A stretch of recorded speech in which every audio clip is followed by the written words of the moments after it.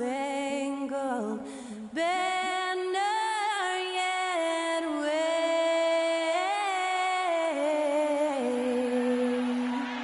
o'er the land of the free and the home of the brave. Thanks to Skylar Cole for that stirring rendition of our national anthem.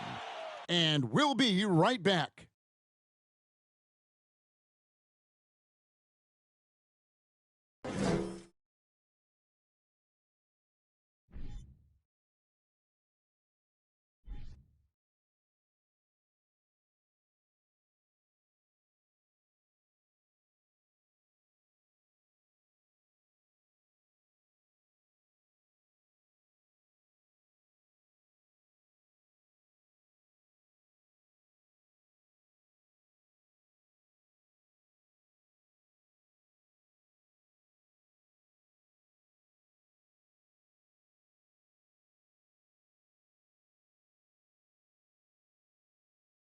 We're wearing our costumes. We hope you are too. Happy Halloween as 2K Sports presents the NBA.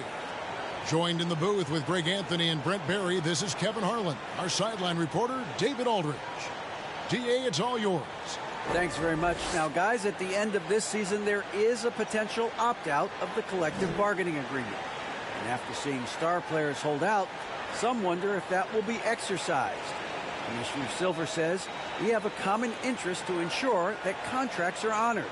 Those are issues we can approach collectively. Kevin? As is always the best case. David, thank you. No tricks, only treats here, Greg, as we've got NBA action on Halloween. Greg, I have seen you sport some very interesting costumes over the years. Tough and go trick-or-treating with them, and then I get to go through their candy stash, so it's a win-win. Now, the starting group for the Milwaukee Bucks. Giannis and Lopez hold down the post for him. Holiday out there with Carter, and it's Allen in at the small forward. And for the 76ers, on the block, it's Tucker next to Embiid. Maxey out there with Harden, and it's Harris in at the 3. Now here is Carter.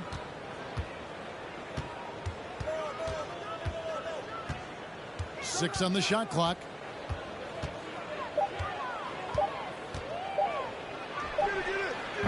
No good that time. And it's Philadelphia the other way. This game coming on the heels of their win against Chicago. Remarkable consistency from deep. You can't count on that every game, especially on the road. Yeah, the interesting part was they kept firing away in that game, but the defense didn't make much of an adjustment. Harris, good. Tobias can take you off the bounce. He has that strong face-up game and creates offense that time. Antetokounmpo looking it over. Teardrop shot, and the rejection by Embiid. Outside, Maxey. Good on the triple. And he likes to get in a rhythm early. Nice triple. The Bucks won their last contest, that game against Atlanta. And really complete control of that game. If you recall, guys, they made sure they didn't have to sweat that one out down the stretch. And the final score may not have indicated just how much they were in that one. They were clearly the dominant team. Uncovered at the rim, finding cracks in the defense here early on. Just really smart basketball and exploiting whatever holes that he's seeing right now in the defensive squad. Now here is Harris. He had 13 points in the win against the Bulls in Chicago. Outside, Antetokounmpo. Carter outside. The kick out to Antetokounmpo. Over Maxey. Antetokounmpo, no good. 76ers have gone 2 of 3 here to start out the game. And Giannis's journey, GA, so incredibly compelling. A full-length movie made about his and his brother's path to the NBA. Well, you hear that saying, my life is like a movie. Never truer than for Giannis. It's been an odyssey for the Greek Freak. Here's Holiday after the made shot from Joel Embiid. Giannis inside. Guarded by Tucker. And Antetokounmpo gets it to go. This is what makes Giannis such an elite player. His ability to score in those difficult situations down low with lots of bodies around. Maxey passes to Harden. To the middle. Here's Tucker. It's good. The assist that time from Harden. Shooting 4 of 5 to start the game. That's got to be a feel good. Holiday, the pass to Allen. Now here is Carter. It's Antetokounmpo on the wing. And the call on the shot that sends him to the line. You know, Brent, hard to believe that back in 2017, Giannis was winning Most Improved Player. Well, it's been unbelievable growth, and it seems so long ago that Giannis came into this league, but we've been inundated with Antetokounmpo highlights in the biggest moment that the league has to offer, winning an MVP in the league, a finals MVP, and there's no question that Giannis has grown into one of the best that has ever played for the Milwaukee Bucks, and maybe one of the best ever.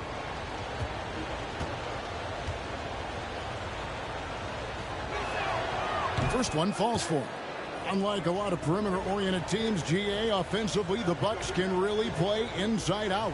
No doubt. And teams pack in the lane against Milwaukee, but Giannis in particular is a terrific passer. And if you leave a shooter open, he tends to find it.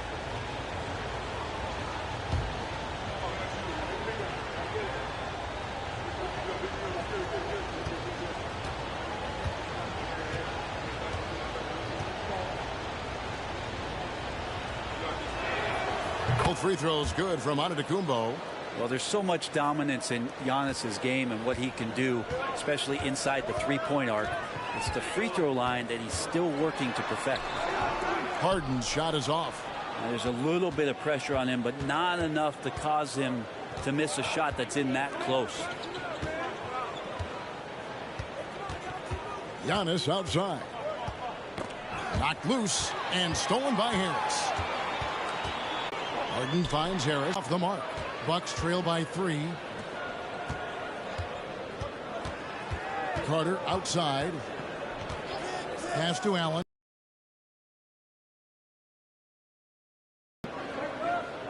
Lopez outside. And so the ball goes out of bounds. Lopez touched it last. And that kind of stifling effort on defense needs another look. And right out of the gate, trying to set the tone defensively, you gotta love that energy.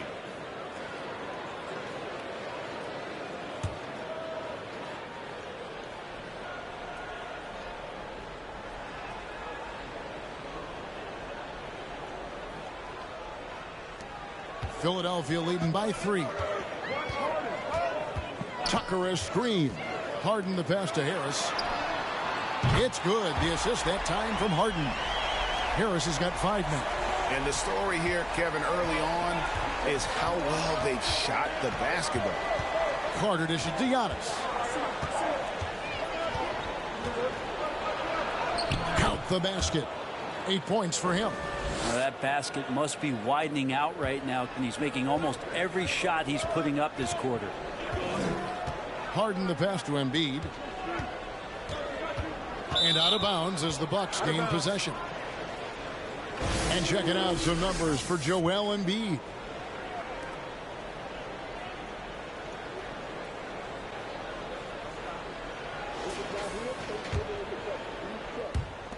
Milwaukee with the ball. 4-point game. Giannis kicks to Carter. Here's Lopez. Off target from 3-point range. And so Harden will bring it up for the Philadelphia 76ers. Harris outside. Another 3 for Philadelphia. Well, those are starting to add up, guys. Of their last 5 baskets, 3 have been triple. Holiday, the pass to Antetokounmpo. Maxey against Carter. He kicks it to Holiday. Carter looking around. 5 on the clock. Over Maxey. And that one hits back iron. Oh, can't punish the defense for leaving him open that time. That's a frustrating miss for a really steady jump shooter. Pass to Tucker. He's looking for Lopez and finds him. Carter outside. Kicks it to Holiday. Lopez dishes to Antetokounmpo. Nice ball movement by Milwaukee. Lopez against Embiid. And here's Giannis from outside. And it's Joel Embiid with the rebound.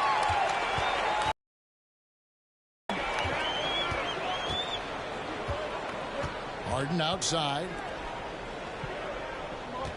To the paint. And he lays it straight in. And right now, they're just focused on putting together good possessions. That's exactly how they got the lead. They ended up having multiple possessions in a row with good quality shots, knocked them down, and the game is fully in their control. And he gets the whistle. 2 free throws coming up. Well, Greg, what can you say about Joel Embiid's growth from a leadership perspective? Pretty impressive, isn't it? Tremendous, Kevin. Carrying the Sixers with everything they went through. Even though he came in second in MVP voting 2 years in a row, no player more important to his team than Joel Embiid.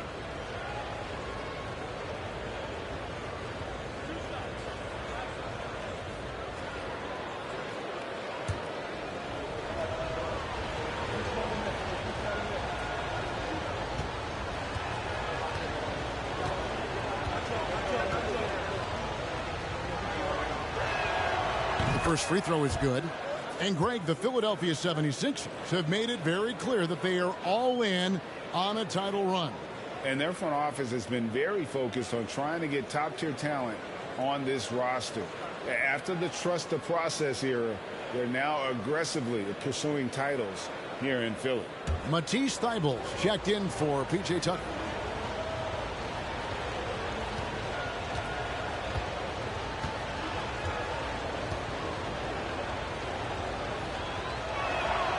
And both free throws good for Giannis.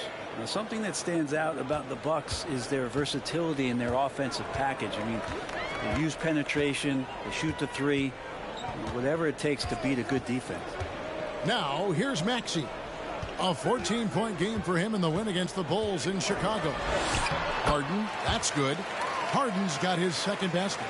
Superb at finishing through contact. Harden is just so elusive and creative on those strong drives. And Brent, what would you say is the secret to the Bucks' deep offensive arsenal? Well, it's a variety of talents that they have on the floor. There's just a combination of guys who want to move the ball, want to move their bodies, and then you get the ball to Giannis and you get out of the way. Here is Harden after Drew Holiday's score. Goes up on the wing. Harris misses. Bucks trail by 7. And here is Antetokounmpo. He played real well against Atlanta in that last game. And Matthews kicks to Portis. Back to Matthews. The kick out to Antetokounmpo. The Bucks need to get a shot off here. Matthews, no good. Oh, man, you know he'd love to have that one over. Passes it to Harden. Back to Harris. And the pass to Embiid. Plays it up off the glass. Embiid's got his second basket of the night. And I love the tenacity, guys. He simply can will his way into games at times and exert his presence. Now here's Matthews. He's been quiet so far. Still no points in the game. Giannis left side. Tipped away. Thybulle with the ball. Antetokounmpo's there. Count it. Good. And they're beginning to just flat out fall apart defensively right now, especially on the interior. Giannis left side. Giannis is double. Matthews against Embiid. Shot clock at 6. Here's Giannis. And that one's on target from the wing. Antetokounmpo's got 12 in the game. Makes him indefensible. Giannis knocking down perimeter shots. Harris passes to Maxey. There's the dish to Harden. His three-pointers off the mark. Bucks trail by 9. Antetokounmpo kicks to Holiday.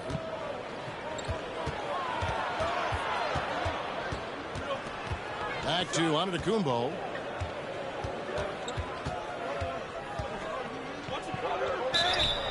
And contact on the shot, so he'll be shooting free throws here. That one on Maxey. Hard to get upset at the defense there. Antetokounmpo is no easy matchup down low in the paint. And a moment here to take a look at the scoring breakdown for the 76ers. Well, they haven't wasted any time getting into a groove from deep, putting up and hitting a healthy amount of three-pointers thus far. Yeah, getting to the inside is really important, but it's how close you can get to the basket. It feels like these guys are all around the rim in their attack tonight.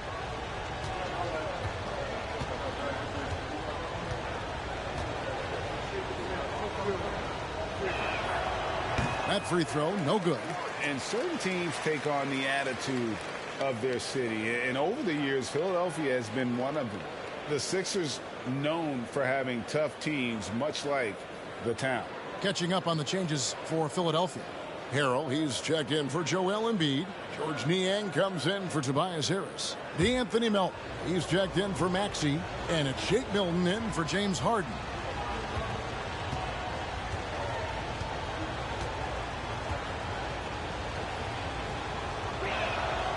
He hits the second from the line. And Greg, you mentioned the 76ers have taken on the identity of Philadelphia. In your estimation, how? You know, you go all the way back to the 80s. This has been a team that plays hard, focuses on defense, gritty, much like their city. So they tend to play with a chip on their shoulder. Now, here's Milton. Launches a three. Antetokounmpo pulls it in. Giannis has got 4 rebounds in this game. And they have a narrow edge here in rebounding early on, and you wonder what kind of a role that's going to play moving forward. This is a one-man show right now. He's on a mission to get him out of this hole. Here's Milton. Giannis Antetokounmpo making his last shot. Thibault the pass to Harrell. And the rejection by Antetokounmpo. When you get down on the block, Giannis is going to use that length defensively and get his hands all over any shot attempt. Portis kicks to Antetokounmpo. And he drops in the layup off the glass. And now it's just a 4-point 76ers lead. Feels like the other 4 guys have disappeared at this point. He wants to be the one to get them back. And there's the call on Giannis Antetokounmpo. That's his first foul. Serge Ibaka, he's checked in for the Bucks.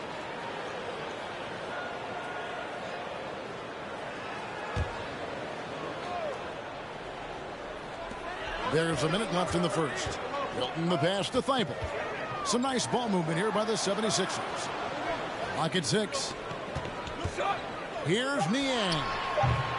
The 76ers again can't hit it. And so it's Matthews with it, bringing it up now for the Milwaukee Bucks. Trailing by 4. Outside Portis from 10 feet out. Rebound by Harrell.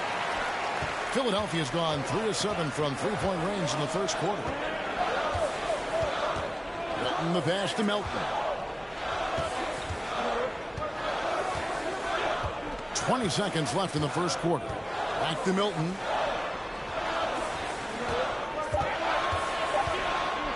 Over Hill. A shot by Milton, no good. Outside Hill. Over Milton. Tobias Harris, he's feeling it tonight and has been the driving force for Philadelphia. He notched 8 points in the quarter and has that terrific basketball instinct on display. We'll return shortly.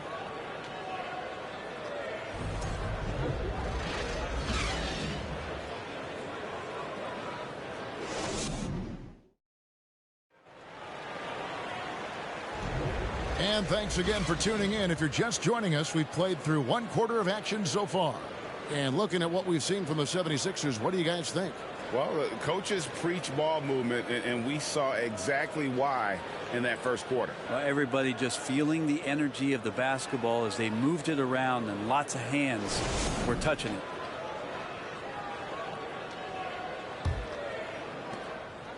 The 76ers leading by 4. They've got Harrell. DeAnthony Melton out there with Korkmaz. Then there's Matisse Thybulle. And it's Niang in at power forward.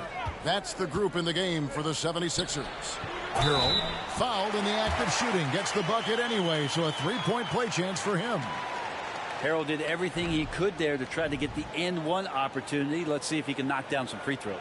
The 76ers shooting their first free throw of the contest. And one of the highlights last year for this group was the fact that they were so efficient from the charity stripe. That's a huge factor. P.J. Tucker, he's checked in for the 76ers.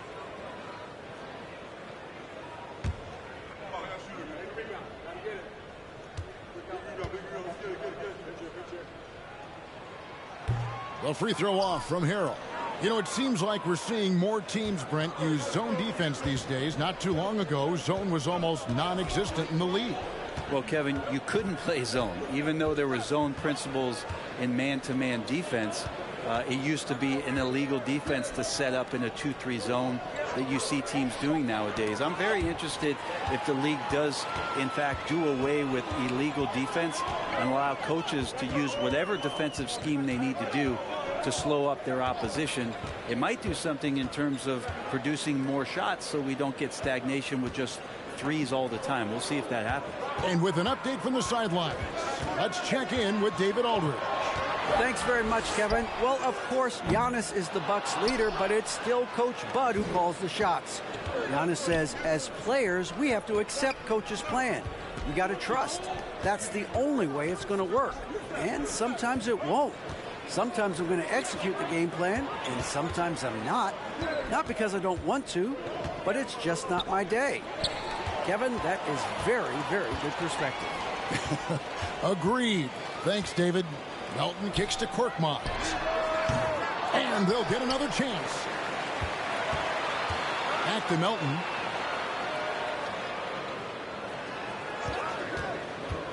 Down low. And stolen by Portis. Hill deciding where to go with it. Pass to Ibaka. Pulls up on the wing. That one goes in. Ibaka's got his first points of the game. Well, if you give up that mid-range jumper, Ibaka has the confidence to take it and make it. Korkmaz passes to Melton. Harrell a screen on Hill. Harrell against Ibaka. And it's blocked by Ibaka. Well, this will always be a part of Serge's game. Rim protection on the inside. That's nasty. Hill against Melton. That's good, and the 76ers lead is cut down to 2 on the bucket from Ibaka. Really, really good at recognizing the gaps and getting the ball to the rim. Korkmaz passes to Harrell. Now here's Melton. He's guarded by Hill. And foul on the shot, so he'll get a chance at the line. And some added toughness on the roster. Something Philly knew they needed after last year's playoffs. The hope is adding scrappy veterans like P.J. Tucker and DeAnthony Melton will help them further this go-round. Shoot 2.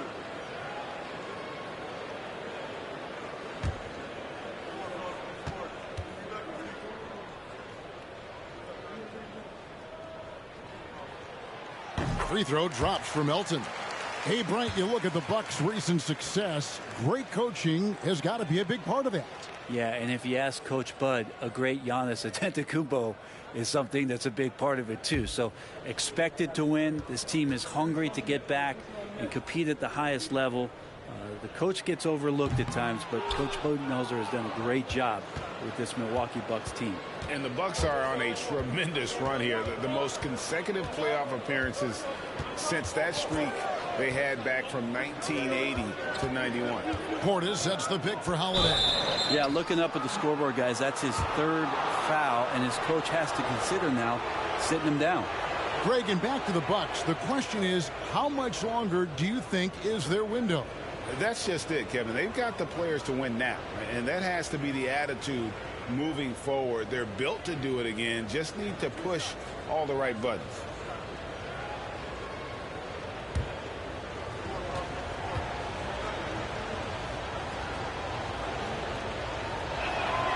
He misses the free throw. So many things have changed around Drew Holiday. The one thing that's been a constant is that he's a hard worker, such a great all-around player who likes to be a leader, and he has been for this ball club. And Philadelphia making a change here. Harden's checked in. He's off on the second.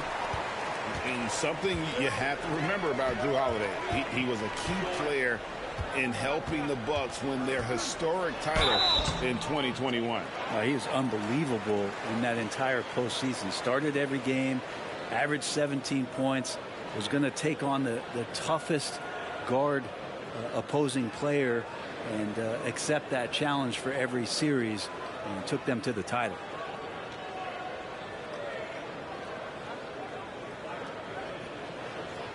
Take a break. Take a break. 2 shots.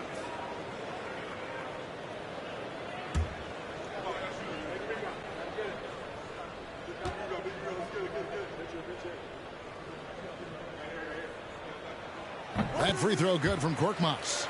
And they're really getting more points at the free throw line here in the second quarter.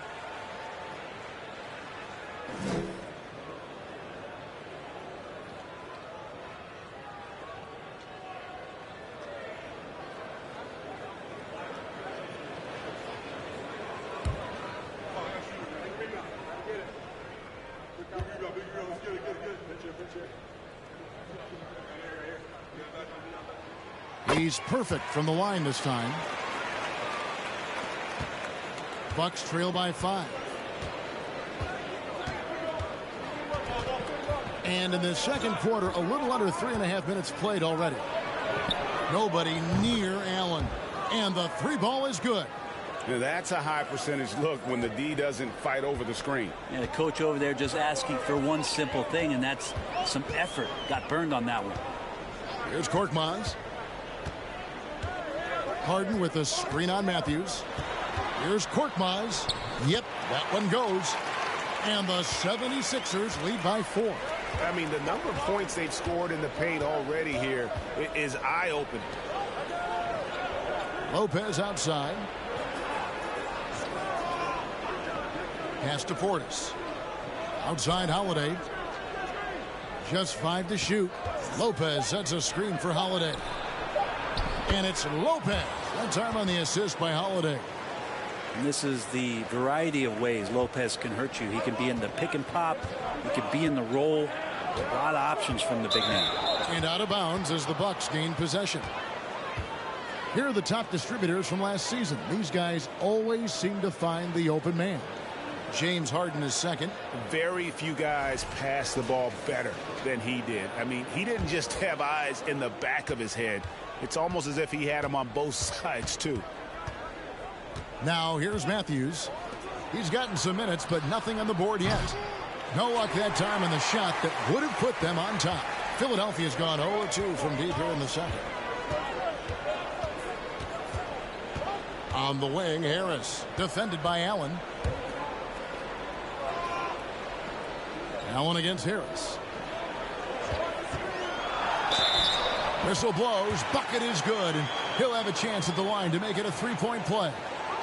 Yeah, Tobias too strong. Gets inside. Not going to be denied. And since Tobias Harris got his big contract with the Sixers, Greg, some say they chose him over Jimmy Butler. And while Tobias is nice, he's never been an all-star. And that's one of the few downsides to a big payday. Some might say he's overpaid. I'm sure he'll take the trade-off. Maxey's checked in for Korkmaz.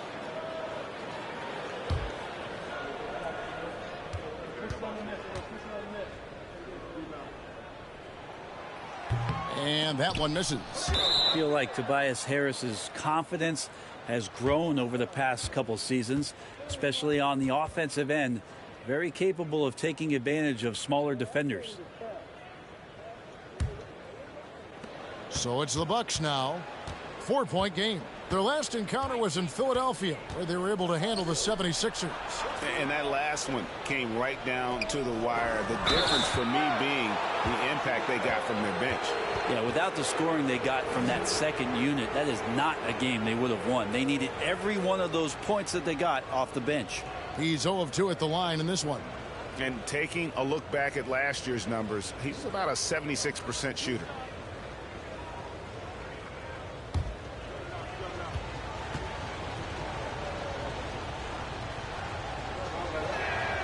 Free throw, good, Holiday. And now in his 14th NBA season, just one All-Star appearance for Drew Holiday, but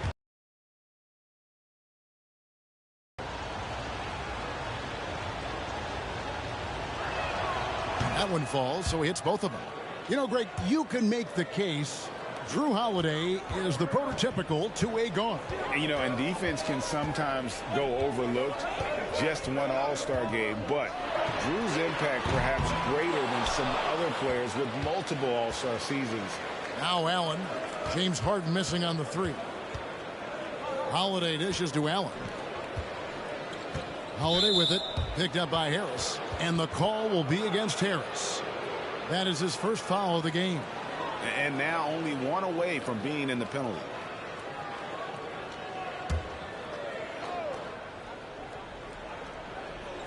Carter outside.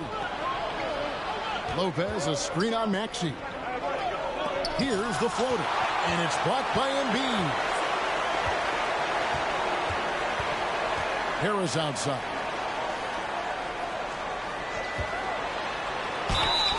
Shooting foul as the whistle blows. He'll shoot 2 free throws. That one is on Holiday. He's a good free throw shooter. Tobias Harris smartly looking to get in there and find some easy points from the line. And this is his second trip to the line tonight. Shoot 2.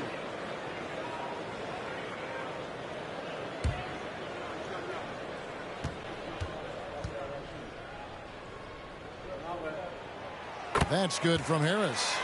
And the Bucks making a change here. Antetokounmpo's checked in.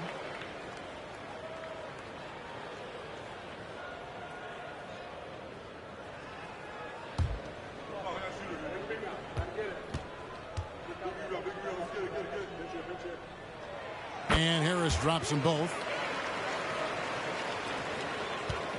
And so it's Carter who brings the ball up for Milwaukee. Trailing by 4. And at home for the next game, it'll be Detroit pulling into town. That'll be the first of 2 straight at home. Now here is Holiday. He's coming off a 34-point game against Atlanta. And also in that one, he had the opposition on pins and needles on the defensive end of the floor, recording 4 steals that night on his way to an overall stellar game. Now here's Maxey. Following the shot by Drew Holiday. Embiid, no good. Bucks trail by 4. This outside. Giannis sets a screen for Holiday. And Holiday throws it down. Well, right now, Drew Holiday has the defense in the sandbox, just toying with them. Timeout called the 76ers. And as the coaches go to the clipboard to outline their strategy during the timeout, the players getting a chance to rehydrate with some Gatorade. That's key to staying fresh all the way to the final whistle. And Kevin, it really is. And every one of these players knows it. They're all making sure to stay hydrated. It's impossible to play your A game if you're not getting enough to drink, especially towards the end of games when the physical toll of a long contest really starts to add up.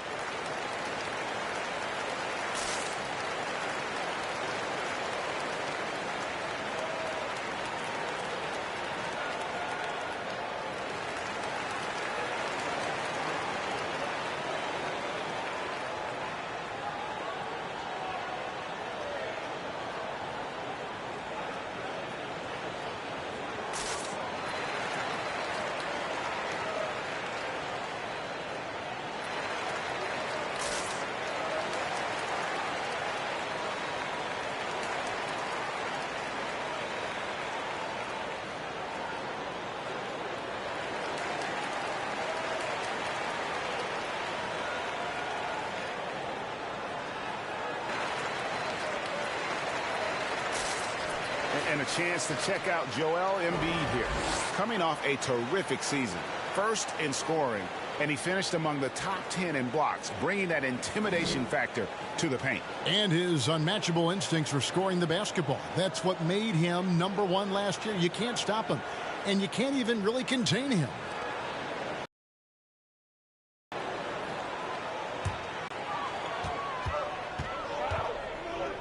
Harden with it. He picked up 15 points in their last win against the Bulls in Chicago. And guys, what impressed me most was his passing. He constantly looked for the open man and found guys in great spots. Now Carter, after the missed three from Joel Embiid, Carter kicks to Giannis.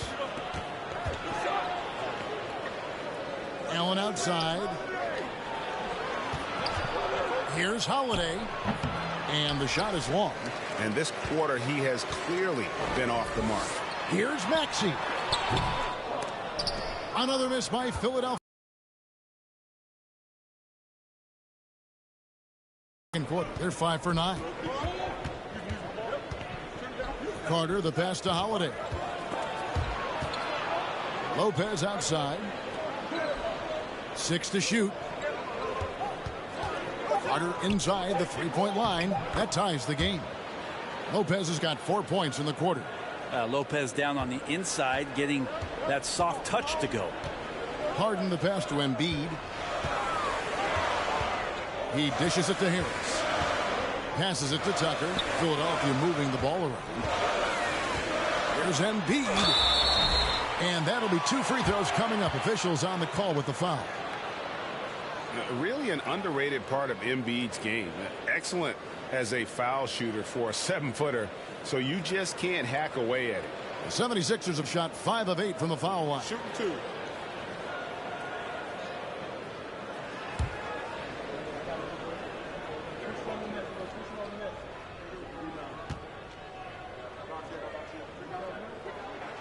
The free throw drops for Embiid. George Niang, he's checked in for Philadelphia.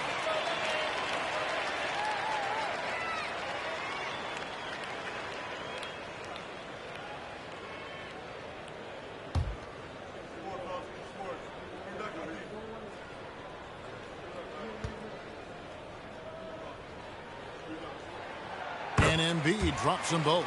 Makes it pretty tough on the defense. Who you going to pick to send to the free throw line?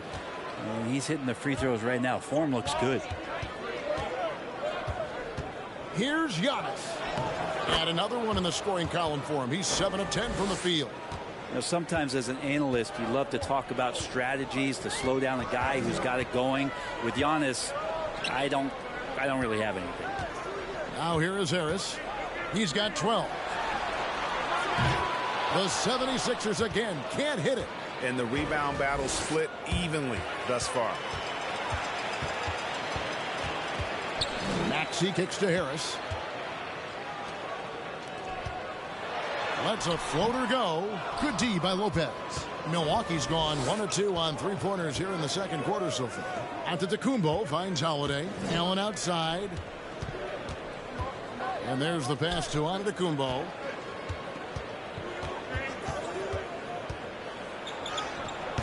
And no good. Had a chance to take the lead there.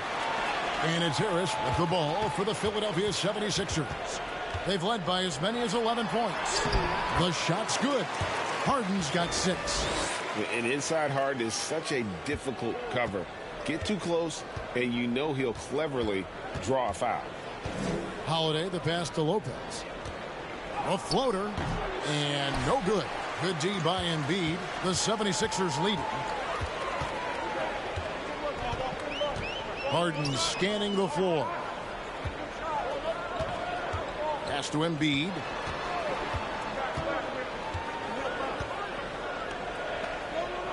Pass to Niang. Lets the 3 fly. Harden's shot is off. Bucks have gone 7 of 13 from the field since the start of the second. A moment now to hear from our sideline reporter, Hall of Famer David Aldridge. David. Thank you, guys. Now, Tobias Harris has been the leading scorer on teams in the NBA, but on the Sixers, he understands his role is different. He says, I'm not a guy who's going to press for looks. The ball's going to flow how it flows, and I just got to be ready when the opportunity comes my way. That's what winning basketball is all about. Kevin? David, thank you. Here's Harden following the basket by Brook Lopez. Nice step back to get it off. 8 points for him. I mean, how many spots on the floor is Harden not effective from? I'll tell you, not many. Well, James Harden's still a tremendous player, but now in his early 30s, some question, can he be the dominant MVP force we saw in Houston? That's pretty much not how they want to defend the three-point line. Somebody's got to shadow him out there. Maxey against Carter. Harris outside. Embiid wide open. Good. And Harris gets the assist. Harris has got 3 assists now in this one. And Greg, Harden in recent years dealing with hamstring injury. Has he lost a step to age or injury? You know, probably a little of both, but we've seen players with a new diet or training regimen get back to peak production. Hopefully he can as well. The 76ers shooting at 46%, making some buckets. Baseline J on the way. Harden's shot is off. Milwaukee has gone 2 of 4 from three-point range so far in the second quarter. And it goes down 2 points. Antetokounmpo's got it all tied up now for the Bucks. Well, when he was a skinny kid, defenders would always try to get physical with Giannis. That changed pretty quick. Doesn't work so well anymore. Now here's Harden. 8 points for him.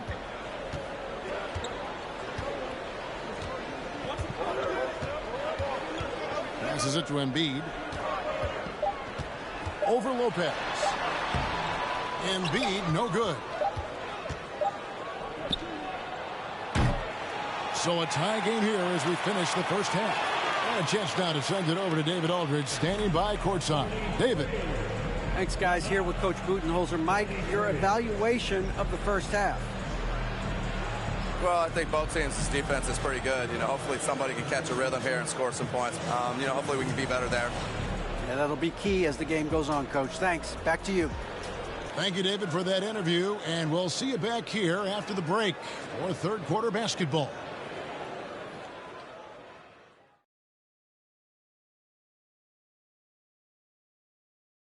Welcome, folks. The Philadelphia 76ers going head-to-head in what's been a neck-and-neck battle through 2 quarters.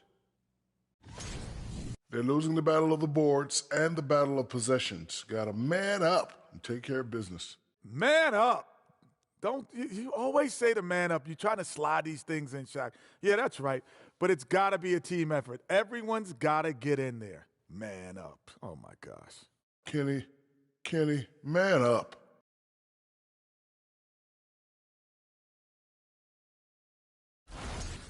And let's take a moment to shift gears. Check out the upcoming schedule. And for that game against the Pistons, let's be honest, they're clearly the better team. You can't afford to drop games where you're the heavy favorite. This is a TCB game, taking care of business. Doesn't have to be pretty, just win. And that about wraps it up. And as the third quarter is about to begin, we go to Kevin Harlan for the call.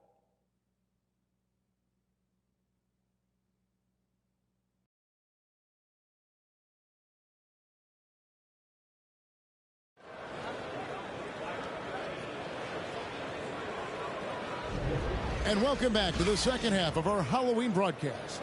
You look at Antetokounmpo in this one. He's been everywhere. Well, we'll find out if they were able to find an answer for him over the break. He was scoring with ease in that first half. Yeah, just way too easy out there, and I'm sure Coach is going to make that a priority at halftime. And as we get into this third quarter, as we've seen so far, neither team able to create much separation on the scoreboard yet. And on the floor for Mike Budenholzer, starting the second half. Giannis and Lopez hold down the post for him. Carter out there with Holiday, and it's Allen in at the 3 slot. And gotta like what they've been doing down low in the post. There's the triple. Knocks down the 3 ball. Allen's got the lead up to 3 now for the Bucks. Look, he's an MVP performer on the court, but Giannis and that leadership and attitude, he's a team-first guy. Embiid the screen. Maxey kicks to Embiid. It's good from the top of the key. Embiid's got 11 points. And that's a high percentage look when the D doesn't fight over the screen. And the coach over there just asking for one simple thing, and that's some effort. Got burned on that one. And so Harden will bring it up for the 76ers. They've got the Wizards ahead of them. Their next game in Washington. That'll be just one game played away from home for them. Maxey passes to Harden.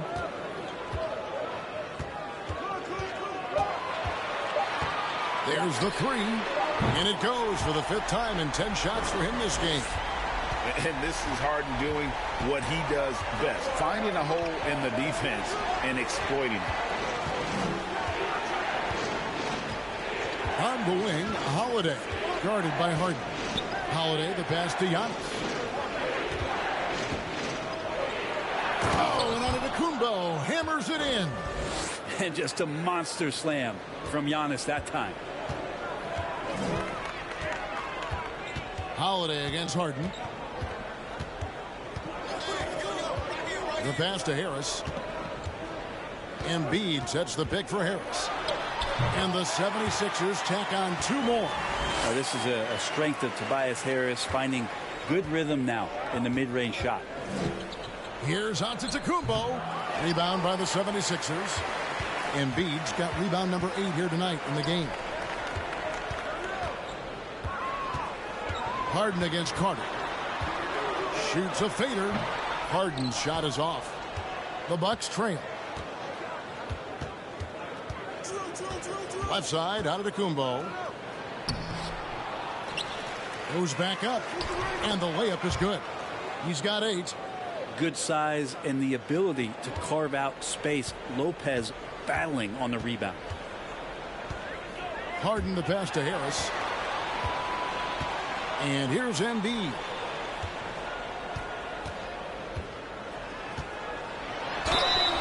Two free throws coming up, and they call the shooting foul. That's on Brook Lopez. And who draws more fouls than Embiid? Very few players, if any. Too much size and really too much skill to defend. On the night, he's gone 2 for 2 at the stripe.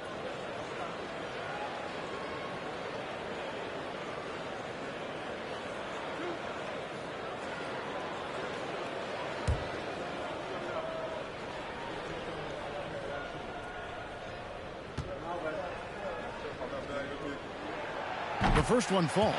D'Anthony Melton. He's checked in for James Harden. The Bucks also with the sub. Portis is checked in.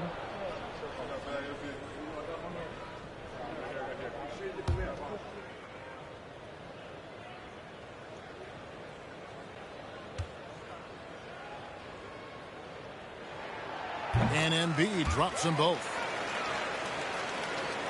Second half of play, and we're 3 minutes into the third here. Maxey against Carter. Here's Allen. 9 points in the game so far.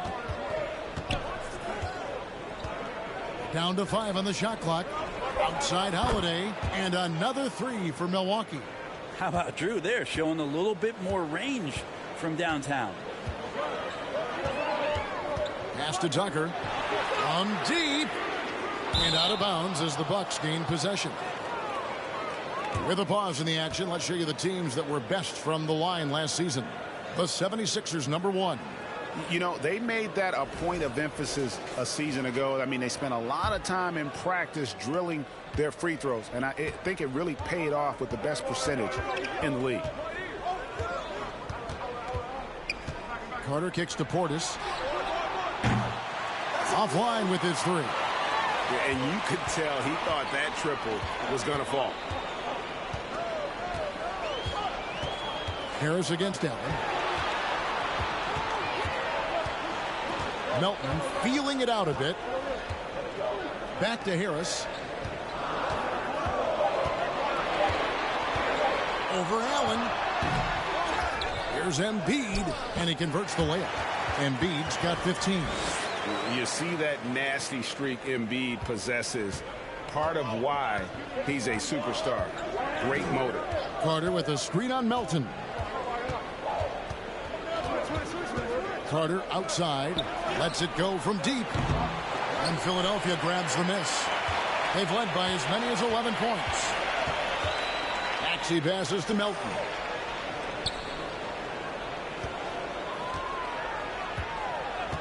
Takes a three. Drops in the tray. Now it's a 4-point 76ers lead. That's a layup for him. He's just too open. Outside Holiday for the three. Rebound by the 76ers. Embiid's got rebound number 11 for him here tonight. Harris passes to Maxey.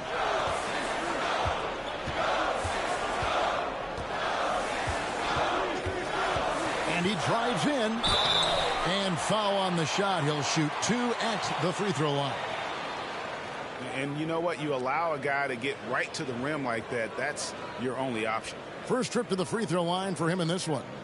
And I know he was pleased with his foul shooting last year. How about 87% from the line?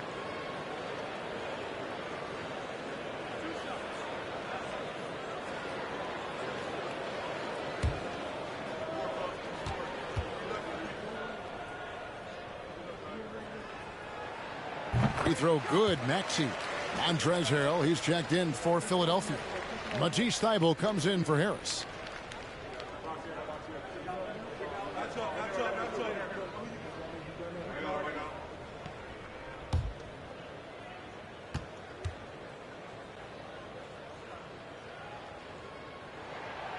Maxey hits them both.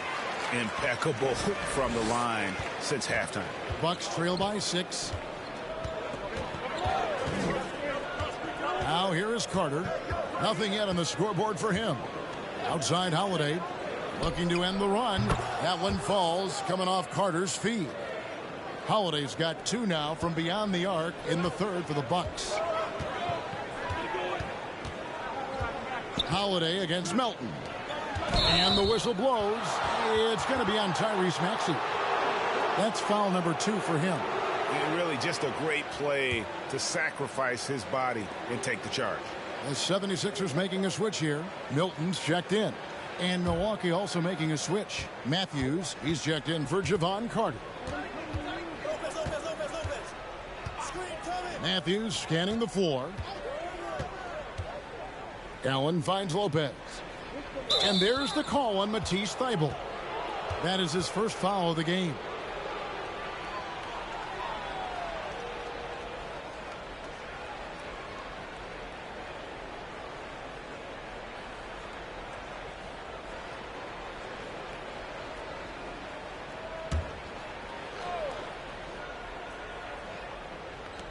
Ibaka, the pass to Nora. The kick out to Matthews. Shot clock at 5. To the wing right side. And a wide open look for Portis. And the ball goes out of bounds. Last touch by Portis. And let's take a quick look now at some stats here for Holiday. Last season, he played outstanding. And with that effortless stroke, he climbed all the way to the top 15 in three-point percentage. And like a thief in the night, he will pick your pocket clean. Top 10 in steals, as you said last year. Always a threat to cause a turnover. The 76ers leading by 3. On the wing, Milton.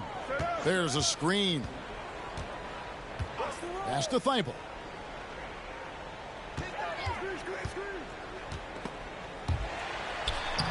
Banked in off the glass. Thybulle's got his first points in this one. And you gotta love the big bucket in the paint in this sort of a grind-it out game. Very little resistance against that throwdown. Nope, not what they want to see in a game this close, Greg. On one side, inspiration. On the other, devastation. Harrell kicks to Melton.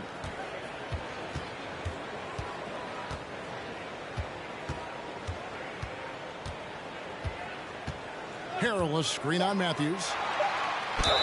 Shooting foul as the whistle blows. He'll shoot 2 free throws. Serge Ibaka picks one up there. Well, Harrell in there clashing with some aggressive defense, and he gets physical right back. And let's take a moment here to get your guys' take on scoring so far for Philadelphia. I mean, they've been stepping it up in terms of their shooting from distance. And the confidence has been there all game long, leaving the defense to scramble. Well, they've also put an emphasis on driving inside in this game. The defense hasn't been able to stop them from finding those gaps. George Niang, he's checked in for Philadelphia.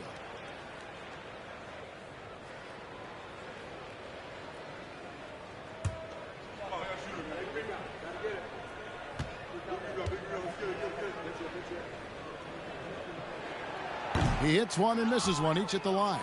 The compliment that Harrell gets often is the fact that he's just so tireless a worker, and that energy is something that both coaching staffs and teammates appreciate. Changing ends quickly, he's rewarded with a high percentage look. Yeah, the defense trying to do their best to slow him down, but when he gets room like that, you got to look out.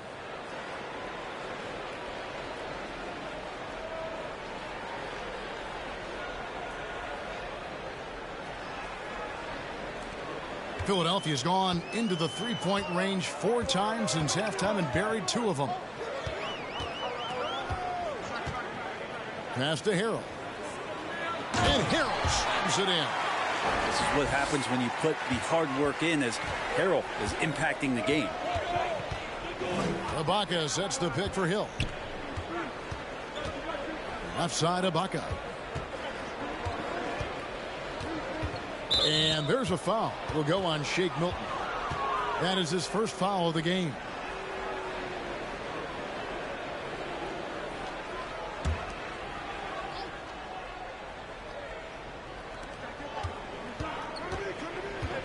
Outside Hill. That shot off the mark. So Philadelphia will take it the other way.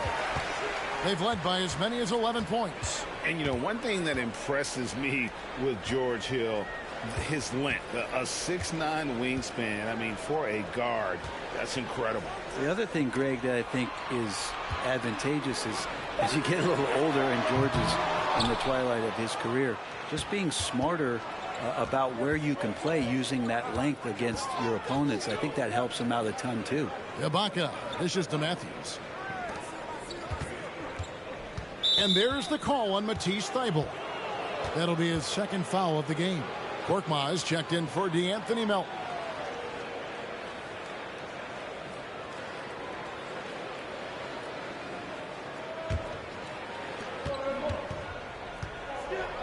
Outside Hill. Driving the lane. Count it, and the Philadelphia lead has been cut down now to just 2 on the basket from Serge Ibaka. That's their 3rd straight make off an assist. Korkmaz passes to Harrell. Here's Niang. Here's Milton. Hits the three-point bomb. Milton's got his first 3 points of the game. 3-point shooting since the half has been about as good as you could ask for. Matthews passes to Hill. Shoots from the elbow. No good on that one. Well, he finds some space in that in-between gap there. Too bad he can't release that one on target. Korkmaz kicks to Milton. Clock at 6. Here's Niang. Another 3 for Philadelphia. You got to try to scramble the Jets right here and get that guy off the sweet spot. That's one of the best three-point shooters in the league. Hill passes to Moore. And he's fouled pretty hard on that shot, but he's got the chance to pick up the points at the line. The Bucks have shot 70% from the free throw line tonight, 7 for 10.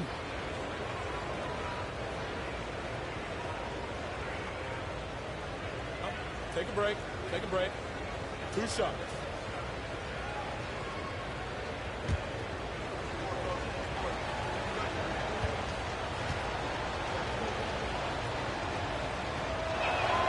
And he makes the first.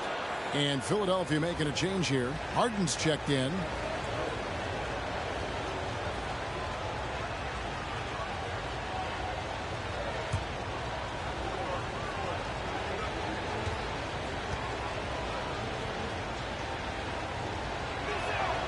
And good on the second, so he makes them both. The 76ers leading by 6. The pass to Thibault.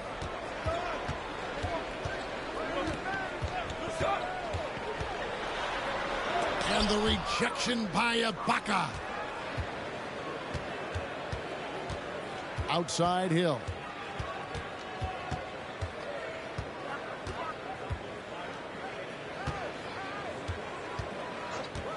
Pass to Portis.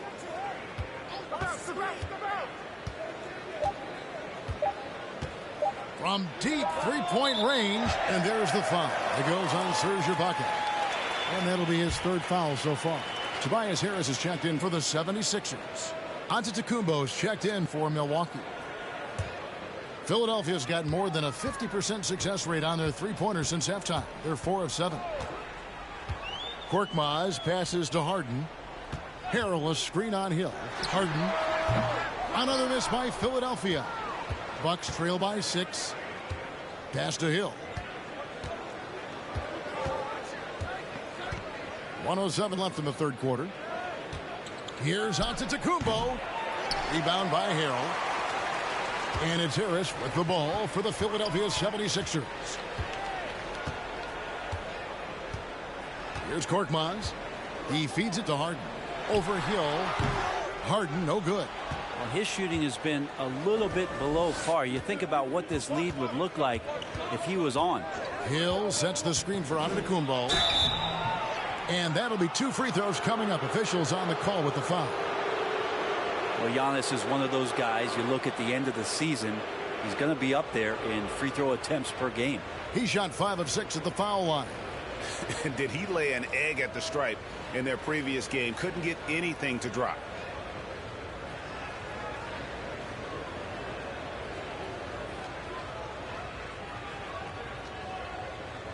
Shooting 2.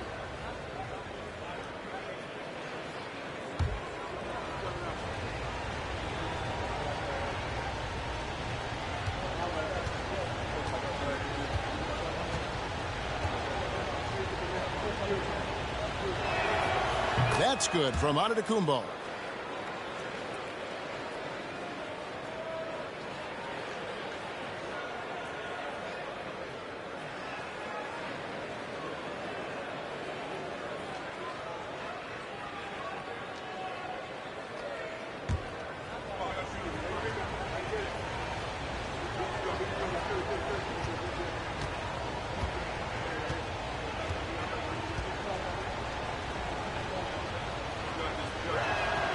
Both free throws good from Antetokounmpo. This is as good as it gets from the charity stripe here in the second.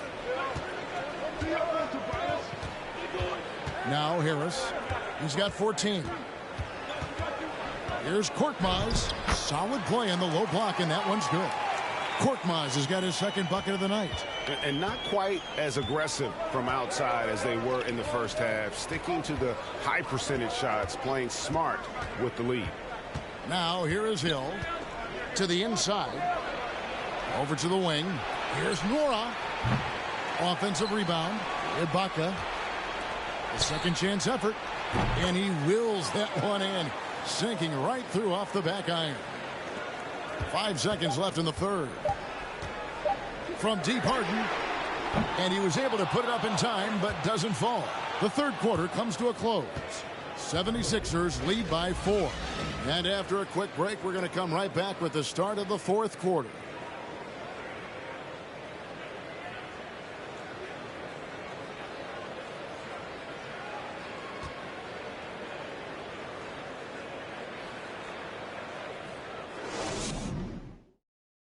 Let's listen in on what Mike Budenholzer had to say to his team in the huddle. Just keep grinding. Keep getting stuff. The offense will come. See if we can move it a little bit more against the refs and then drive it, move it, catch it, shoot it. Clearly he wants his guys, Greg, to work harder on offense. And I love what Coach Budenholzer said. Just keep gutting through it, and eventually something positive will happen.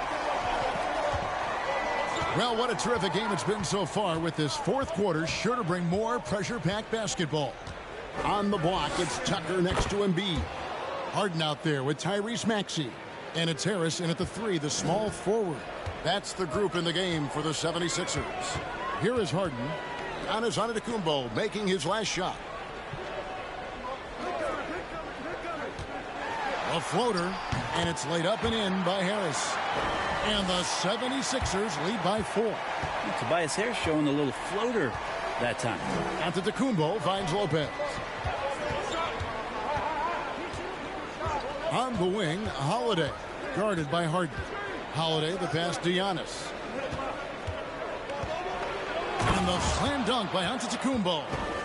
And he's an automatic finisher when he gets into that area. He is, and he picks the simple one-hand stuff to get the 2 points. Now here's Harden. Lets it go from 11. No good on the shot. Good D by Lopez. Antetokounmpo against Embiid. Inside to tie it up. And it's Lopez laying it in. Lopez has got the game tied up here for Milwaukee. That's an excellent play call to free him up from the defense. Well, taking advantage of that opportunity, it does not get any more high percentage than that one. Now, here's Maxey. Embiid, no good. One made 3 for him for the game. Does he focus closer in? Let's see. And Giannis gets it to go. They're finding lanes to the hoop now with consistency. 5 buckets in a row from the paint. Here's Harden. Passes to Tucker. And here's Embiid. Lopez covering. There's the feed to Holiday. Good for another field goal. Number 5 in the night. 5 for 10 shooting. He just takes advantage of the D in a way that very few players playing today can do. Harden the pass to Maxey. Harris draws the double. And the dunk by Embiid. And guys, we've become accustomed to this. Embiid's a dynamic scorer who's comfortable shouldering the offensive load. Now here's Allen. Dishes it to Giannis. Back to Allen. Nice ball movement by Milwaukee. Lopez sets a screen for Matthews. No coverage that time. Matthews has got the lead up to 4 now for the Bucks. The 76ers have gone 2 of 4 from the field since we started the final quarter of play. The pass to Tucker. Embiid inside. Lopez is there, and he gets the bucket. Embiid's got 19 points. And Tucker, great job reading the floor and finding a way to set up a ready shooter. Giannis outside. Pass to Allen. Shoots over Tucker. Allen's shot is off. And if that's the best look you can get on a possession, what a waste of a trip down the floor. Yeah, see the coach? He's got that frown on his face. I think we know why. Not a high percentage look. Now, here's Maxey. Milwaukee with the rebound. Giannis has got 14. Yep, 14 rebounds for him tonight. Wow. Pass to Lopez. Matthews with it. Guarded by Harris. On the wing, Holiday. Got 3 off the mark. And even without that 3-ball dropping for him, the defense should have done more on that last play. Harden the pass to Harris. Over to the left wing. To tie it up. And it's blocked right out of the air and controls it. Embiid against Giannis. And there it is for him. Giannis has got 33 points. Down the stretch, he's been flat out awesome. He helped them get the lead, and now he's making sure they keep it. And Philadelphia calls time here.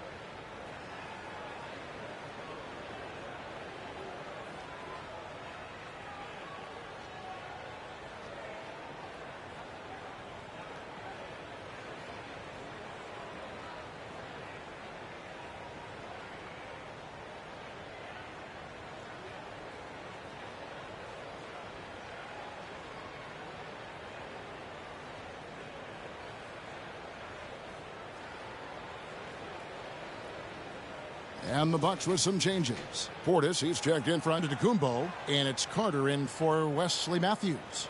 Time now to turn to our sideline reporter, David Aldridge. David. Well, during the break, I listened in on Doc Rivers talking to the team. Not happy with the way this game is going. He said, you're getting used out there on the perimeter. Inside the arc, we're doing some good things, but outside, we're a disaster. Tighten it up. Kevin, we'll see if they can close out on those shooters a little more effectively. Thank you, David.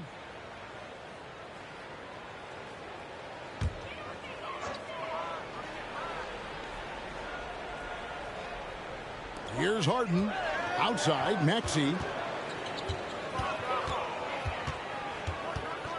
At the top of the key, Embiid.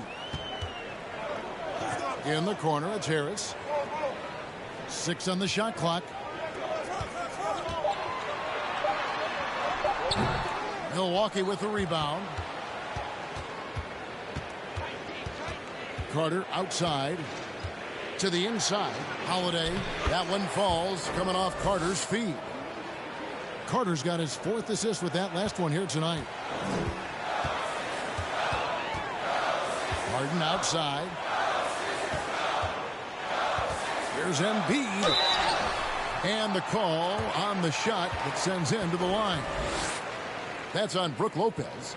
And one of the problems in the first half, that shoddy work at the free throw line. They needed to fix that, and they've been much improved since the break. And a chance to catch up on some numbers here. Scoring breakdown for Milwaukee. They bullied the defense here in the paint. Look at all of those buckets inside. Just hard to defend in the paint. Well, they've also put an emphasis on driving inside in this game. The defense hasn't been able to stop them from finding those gaps. No good on the free throw.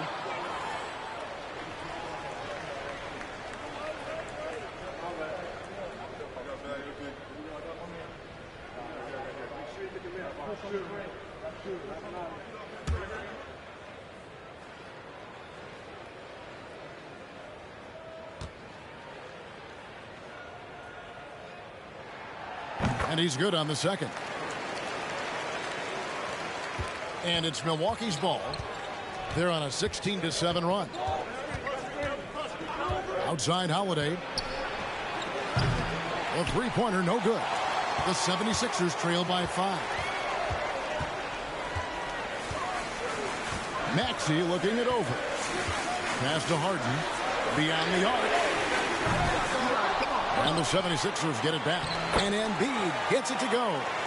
Offensively, we see Embiid all over the floor. But inside is where he can really utilize that size. Now here is Carter. Allen passes to Portis. Over Harris. And again, it's Milwaukee converting. Philadelphia's gotten off to an 0-for-2 start from downtown here in the 4th quarter. Here's Harden. No good on that one. Holiday with the defensive effort. Maybe there are ways to contribute that don't involve shooting the basketball. That's the best way that maybe he can help them out in trying to win this game. Now here is Holiday. Carter outside. Allen for 3. And Embiid pulls it down. Embiid's got 14 rebounds tonight. Going after. And here's Maxey. Harden with a screen on Carter. From 7, that's in, and the Milwaukee lead is cut down to just 3 on the basket from Maxey. And great intensity here down the stretch. He's not one to shrink in the moment. Now take a look at him, locked in right now in this moment, wants the ball in his hands and feels real comfortable with the shot he's taking. Now a timeout called by Milwaukee.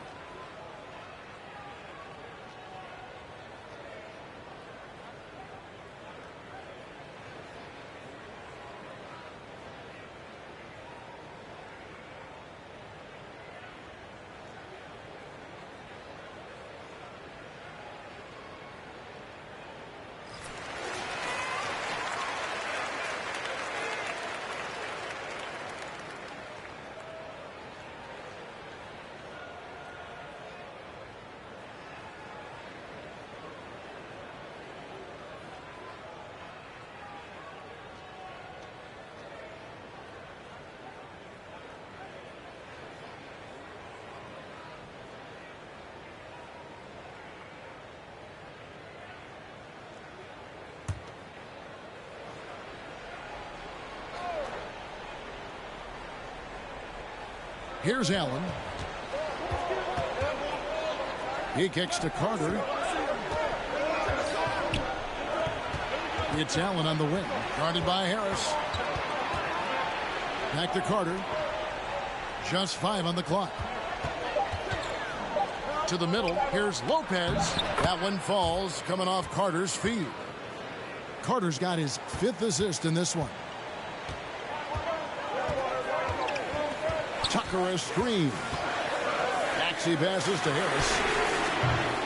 No good on the 3. Well, he got off to a terrific start from the perimeter, but in the second half, he can't seem to build on that early success. Nice ball movement by Milwaukee. Lopez passes to Carter. Allen with the screen for Holiday. Over Harden. Trying to get open as Lopez. Misses off the right iron. And so Harden will bring it up for Philadelphia. Guys, they're looking for a way to score here. Yeah, they've had a tough time taking the lid off. Harris passes to Embiid. Goes up and lays it nice and easy. Embiid's got 15 points here in the second half.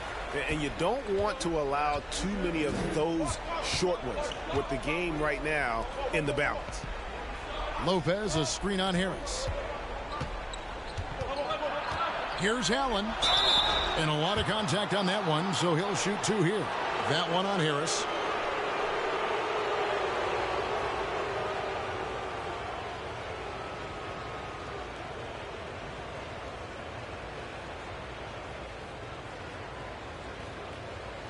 Take a break. Take a break. 2 shots.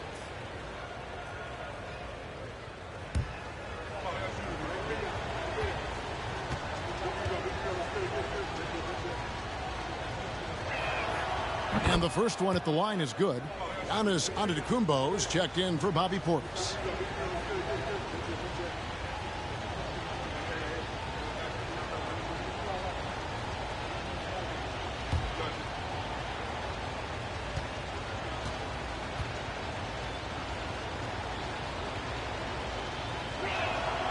And that one goes in. 2 from the line that time.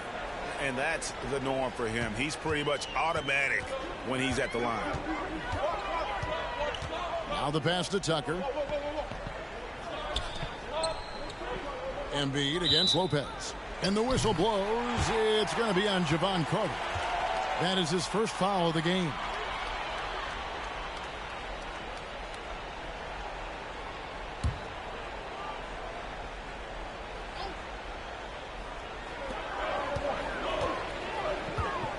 Harden against Holiday. Well, some credit to Holiday there on the defensive end. Hand up to contest the shot. Giannis outside. Shoots the 3. Maxey grabs the miss. The 76ers trail by 5. Harden outside. Back to Maxey. Pass to Tucker. Embiid with it.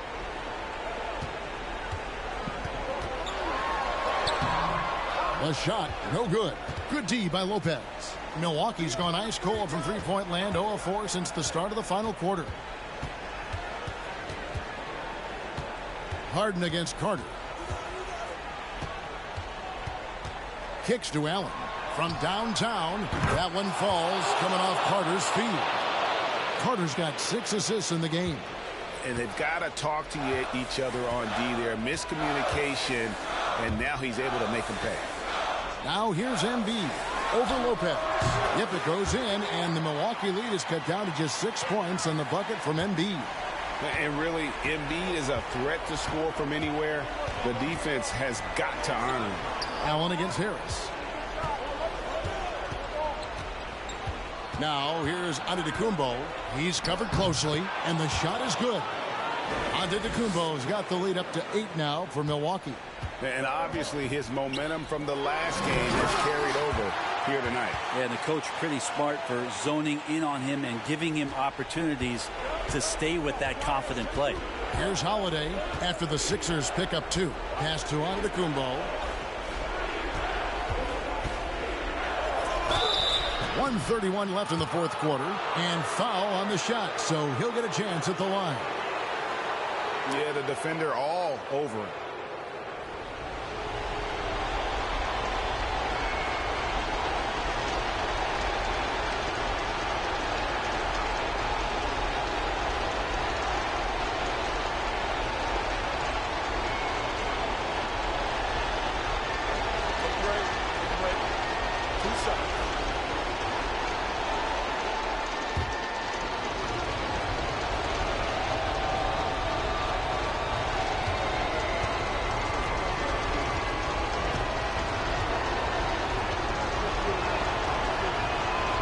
Good on the first, and that makes it a 7-point lead.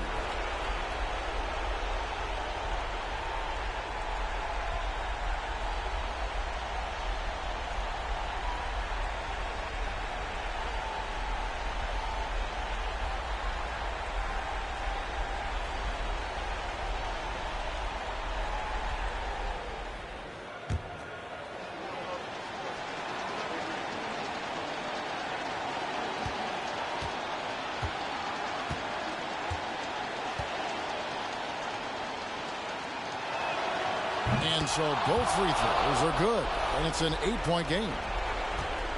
And so it's Harden bringing it up for Philadelphia. To the paint, Lopez with the steal. Allen with it, picked up by Harris. Allen dishes to Lopez. Outside, Antetokounmpo. The shot by Carter, nobody around. And he can't extend the lead to double digits. Well, the D really getting away with one there. No one on him, and that's going to be good 9 out of 10 times. Down low. Kicks it out to Harden. Yes! Oh, and that cuts the lead to just 5. And this is what great players do. Harden understanding how to deliver in a big moment. And the double up on Antetokounmpo. Holiday, no one around him. And it's Antetokounmpo picking up the assist. They're in total command of this game with time starting to run out. Yeah, looking for a miracle worker out there is the opposing coaching staff. I don't know that they have one. This game seems to be well in hand. Timeout called the 76ers. They're behind by 8. 43 seconds left to play here in the fourth.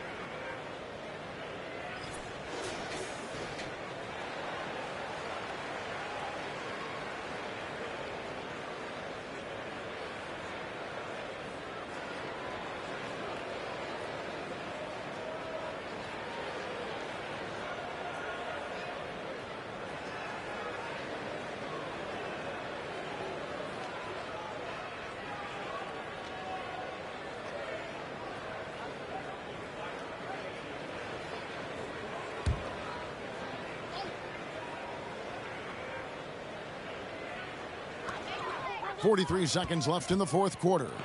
Embiid from outside. Good! Oh, and that cuts the lead to just 5. And there is no back down in Joel Embiid. He is ready to rise to the occasion in the big moments. And an intentional foul right there.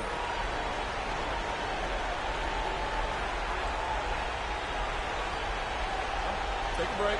Take a break. 2 shots.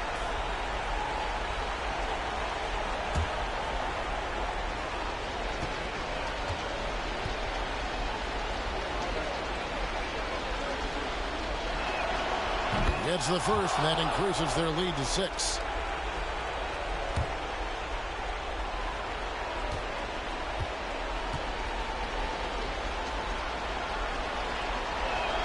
And he hits both free throws here. So now it's a 7-point game. Some padding here on the free throw line. Some good work. Maxey with the screen on Holiday. And Harris wide open. He shoots that one wide left. And so it's Milwaukee now. Feeds it to Allen. Good, and the assist goes to Giannis. Allen's got the lead up to 9 now for the Bucks. Finishing strong. This is how you want to close things out. Yeah, definitely putting a stamp on this one. A very, very decisive victory for the club tonight. Antetokounmpo kicks to Carter. So it's Milwaukee picking up the win, and in the win, a comfortable win in what was, I think, G, a pretty hostile environment. It really was. You know, it's never going to be easy on the road, but they didn't have too many problems with that tonight. And we've got David Aldridge standing by on our sideline with the player of the game. David, it's all yours. Thanks very much, Brooke. You guys were down early, but how determined were you to turn it around? You know, we learned just never to hang our heads, never give up. We just came out, they hit us, but we stuck with it. We stuck together, kept playing as a team, and kept playing defense.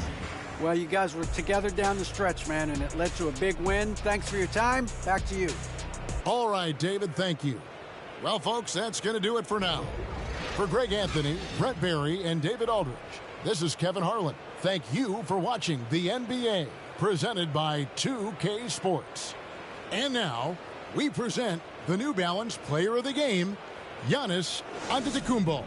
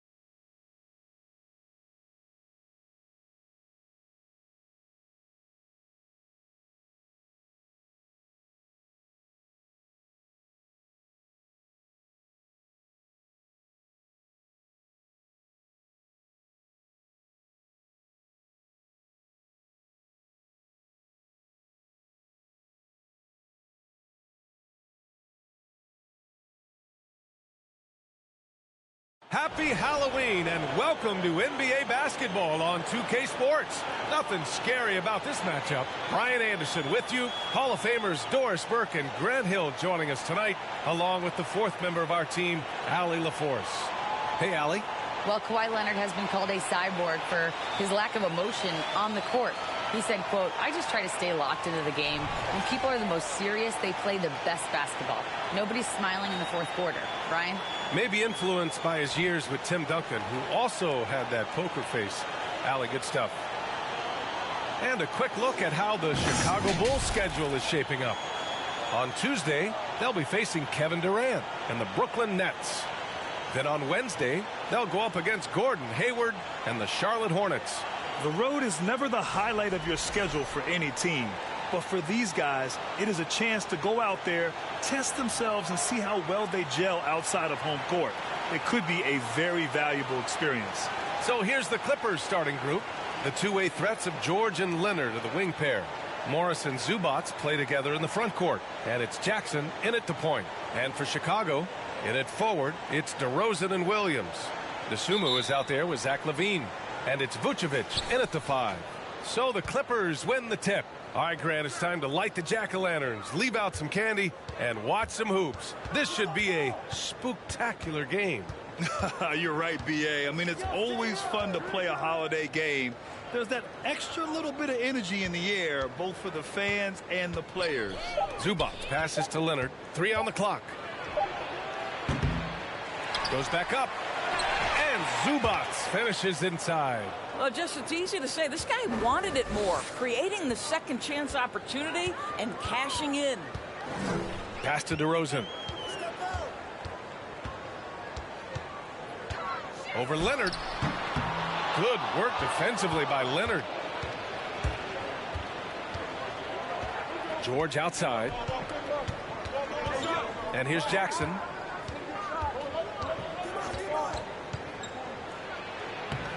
Uses the glass to finish the layup. Reggie Jackson has got the willingness to convert on the interior. Nice touch right there. Pass to Levine. Takes it inside. And the dunk by Levine. Now that's exactly what you want to see. Aggressive basketball at its best. Punched it home with as much power as he could. Now here's George. He came away with 14 points in his last game. Zubats with a screen on DeRozan. Leonard finds Zubats. DeRozan for three. It's rebounded by Morris. For Los Angeles, they've gone 2 of 3 from the floor. And here's George. Zubats with a screen on Levine. Here's George. Here's Zubats. Off target with a jump hook. The Bulls have gone 1 for 3 so far. Here's DeSumo. Pass to Levine. Here's DeRozan. And there's the foul. It'll go on DeMar DeRozan. That's his first foul. And this kind of selflessness is great to see. Textbook positioning to draw the charge.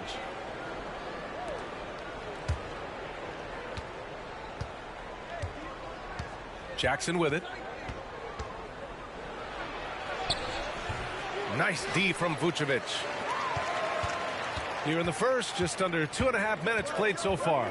And grant a career resurgence for Reggie Jackson. Yeah, B.A. After dealing with injuries, even at one point considering walking away from the game, he's found renewed success, and he's shown he's got plenty left in the tank. Boy, having a hard time making shots. Just 1 for 4 to start this game. Leonard against Vucevic. Pass to George. Here's Zubats. And again, it's the Clippers missing. Chicago trailing here. On the wing, DeRozan. Leonard defending. Trying to go for a lob there. Excellent defense and anticipation to stop it. George outside. Now here's Jackson. Shoots over to Sumu. Jackson can't get it to go. Just under 3.5 minutes elapsed here in the first quarter. Here's DeSumo. Boy, he's been patient so far. Nothing yet on the scoreboard. Over Leonard. And too long on the shot. Boy, the offensive flow just isn't there right now. 1 for 5 to start the game. Jackson outside. Jackson with a screen on DeRozan. Here's Leonard. He's now 1 for 2 with that bucket. Well, there's a comfortability for Kawhi Leonard in the mid-range. Boy, he can catch his rhythm right there. Timeout called here. Chicago decides to talk it over. They're coming off that loss against Philadelphia. Yeah, they know they should have played better in that one. Not quite sure what happened. Listen, I don't fault the effort. That was there all night. It was the quality of play that was lacking. There was not a ton of cohesion. They've got to figure it out.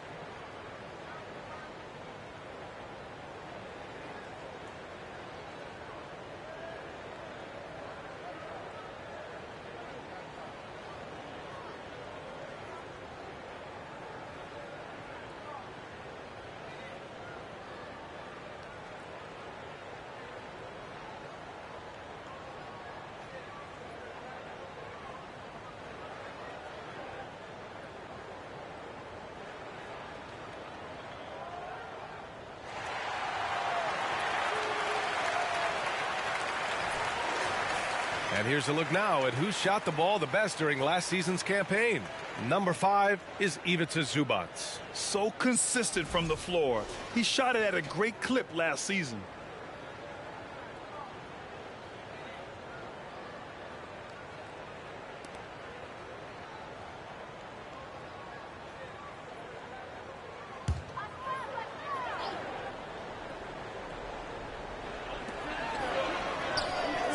Pass to Dosunmu. Now Levine. Vucevic, a screen on George. Here's Levine for 3. No good there. So the Clippers will take it the other way. They're moving on after the tough loss at the hands of the Pelicans.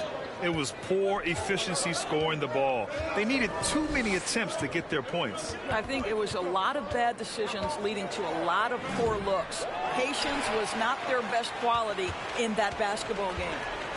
Now here's DeRozan. He had a 24-point outing in their last game against Philadelphia. I love that he sacrificed his body over and over. His persistence at getting to the free throw line really paid off for them. Here's Jackson. Levine with some nice D. Right now trying to get into a rhythm, but so far this quarter, boy, he is struggling to make anything go down.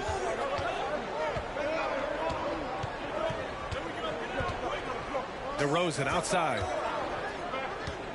Clock at 6. Williams a screen on Leonard. Here's DeRozan. And again, Chicago no good. He hasn't been able to find his touch this quarter. Well, not at the offensive end, certainly. He cannot buy a bucket right now. Now here's Jackson. 9 points for him in his last game. Here's George. That basket is good. Off the assist from Jackson. Paul George playing through the contact right there. You like somebody who's willing to navigate traffic. Here's DeRozan. Leonard pulls down the board. Some of it's good defense and some of it's just poor shot selection. Either way, he's being shut out. Oh, guys, the city of Chicago is used to the highest standard. The shadow of those Michael Jordan teams still looms large. Now here's Leonard. Zubac with a screen on DeRozan. Leonard passes to Zubac. Kicks it out to Jackson. For 3, George. Rebound by the Bulls. Vucevic has got rebound number 5 here tonight. It feels like once you get a taste of winning, you never want that to end, Grant. But the reality is, for most franchises, it does end for long periods of time. I hope the fans do appreciate this current Bulls team. There's something to be proud of. Well, Grant, one thing Levine has done since entering the league, he's taken his strength training very seriously. No question. I mean, he can play a much more physical brand of ball now.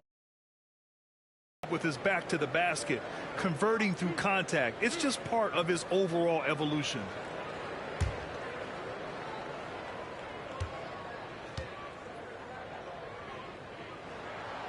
He's off on the first.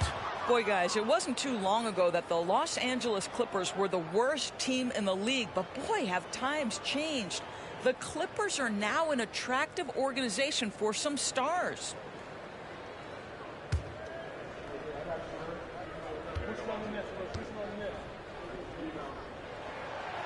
So he comes up empty, missing both. I mean, a true transformation of the Clippers. They were that team that stars avoided. They were, B.A., but I think that started to change back in 2011, the trade of CP3 to the Clippers. It started this new era. Then the ownership change helped it even further. And in one summer, let's remember, they signed both Kawhi and Paul George. Unreal transformation. Now here's Jackson. Pass to Zubac. Down low. Here's Leonard. It has to be interesting when you're bringing the ball up the court and Kawhi Leonard is the guy coming to meet you. This guy is the embodiment of an elite defender.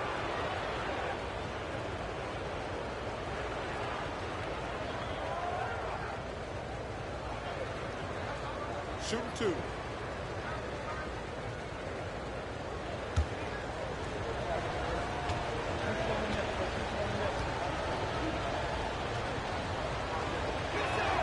The first one falls. I think fans can appreciate Kawhi's understated and quiet personality because between the lines there's a level of focus and competitive spirit and most importantly productivity that you can really appreciate.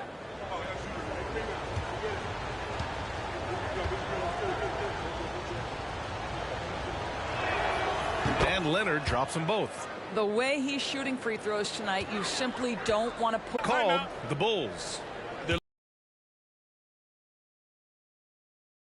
Really needs to settle his guys down right now and get them refocused.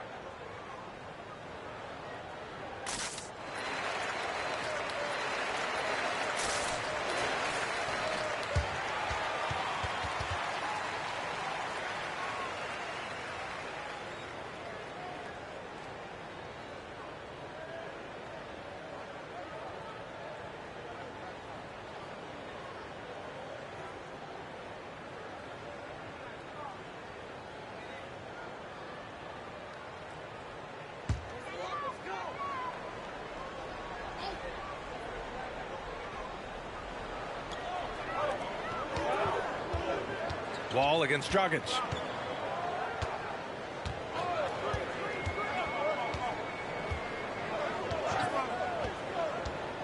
Six to shoot.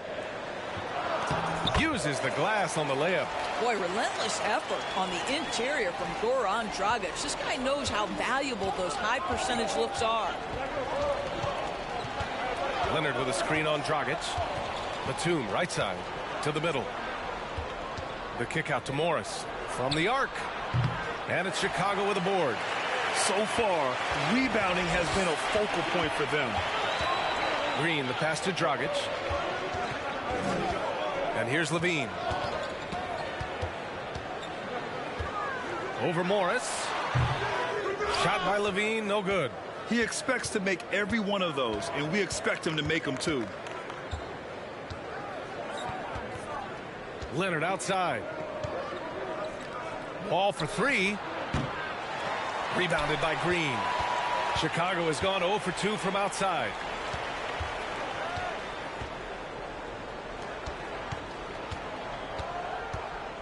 Now here's Levine.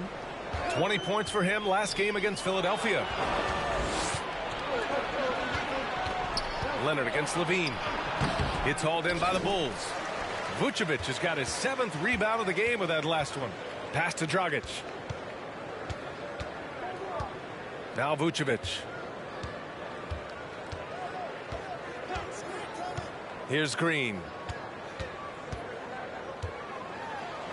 That's in there. Vucevic with the assist.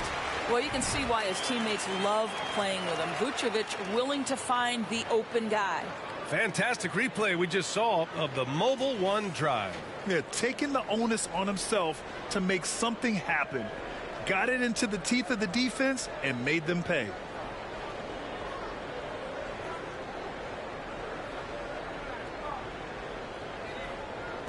So it's the Clippers now. Now Wall. 8 points in his last time out. Yep, that one goes. And the Clippers lead by 6. Boy, John Wall's ability to finish through contact, that is great upper body strength. Bradley sets a screen. 13 feet out. Here's Vucevic. Another shot. And the bucket counts. And he is on his way to the line. He'll try to make it a three-point play. Back on draft night 2017, the Bulls trading away their star, Jimmy Butler. And what a haul they got from Minnesota. Zach LaVine, the headliner, and he's turned out to be a franchise player. It's tough to win one of those type of deals, but Chicago got a stud. The Bulls making a switch here. White's checked in.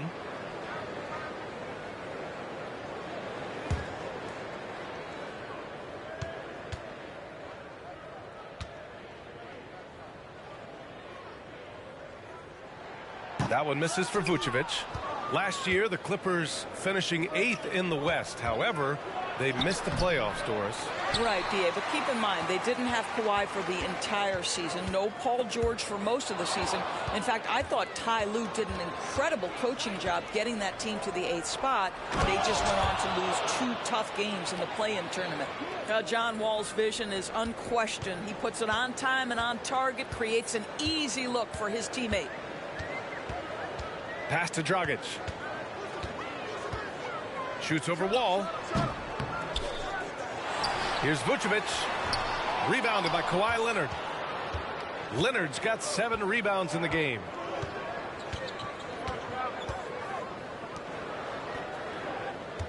Now here's Batum. Outside Wall. Picked by Covington. Wall gets the bucket. And now an 8-point Los Angeles lead. Well, John Wall's physical strength and willingness to embrace contact has always made that part of his game. Dragic finds White. Drops in the layup for 2. And you like the balance here. Not just falling in love with the 3-ball. Leonard outside. A minute 4 left now in the first quarter. No good. Chicago has gone 0 for 2 from outside.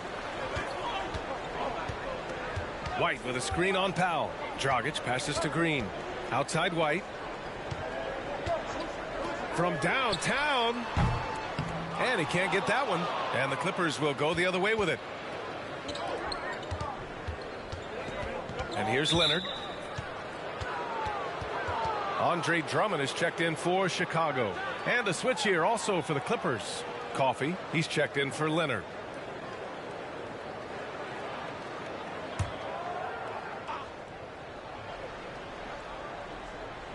There's 39 seconds left to play in the first quarter. And again, no good by the Clippers. Chicago trailing here. Dragic outside.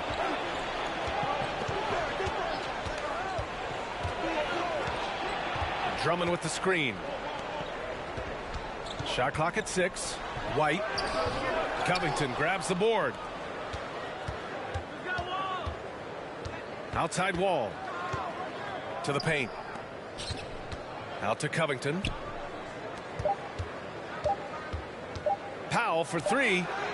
He got it up in time, but it would not fall for him. And so the first quarter is in the books. The Clippers on top, leading by 6. After this break, we'll be back with the start of the second quarter on 2K Sports.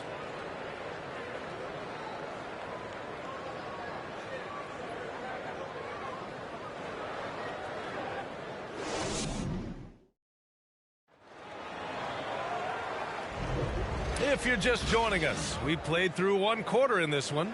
And before we move on, what do you think about what we've seen from the Clippers?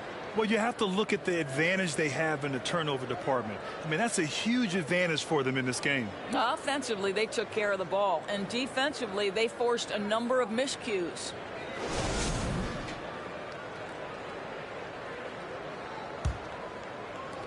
And the Bulls shooting only 25% from the floor. Not great. In it forward, it's DeRozan and Williams. Alex Caruso is out there with Dosunmu. And it's Drummond in at the center position. That's the 5 out there for the Bulls. Here's Dosunmu. Well, he hasn't scored yet, but I'm sure that'll change. Caruso, the pass to Drummond. Zubac with the steal. Here's Coffey. Pass to Zubac. Kicks it to George. Out of bounds. It'll go to the Bulls. And a quick check now on the teams that led the league from the charity stripe a year ago. The Bulls third. It's one thing to be aggressive getting to the line. And last year, they made good on the opportunities when they presented themselves.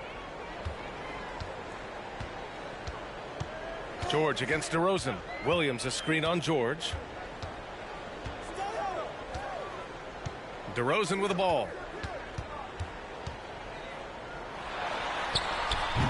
He can't get it to go. Great D that time from Zubac. The Clippers in the lead. Jackson, the pass to George. Here in the second quarter, a little over a minute of play. Misses the step back jumper. George has gone 1 for 4 from the field. And for Paul George, playing close to home on a title contending team, it's a tremendous opportunity, Greg. And back with the Pacers, he twice made the Eastern Conference Finals. But without a doubt, this is the most talented team he's ever been a part of. Now here's Jackson. Gives us a chance to catch up with Allie LaForce. Thank you, Brian. Well, Paul George has certainly endured his share of criticism in the past, but he said, quote, "I can't worry about that. It comes with the job. I am who I am. They can judge me on what they want. I'm going to go out there and hoop and give it everything I've got." And guys, he brings a lot to the table.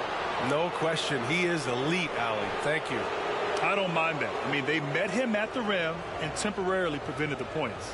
Well, Doris, the last few years, we've seen teams put together rosters loaded with talent, but it hasn't always translated to rings. I think what we've learned, Brian, is that just accumulating talent is not enough to win in this league. What you have to find is a team that fits together well in terms of the individual parts. There also has to be that elusive chemistry. You can't define it, hard to win without it. The free throw drops from Zubac. For the Clippers, Morris comes in for Covington, and it's Kennard in for Coffey.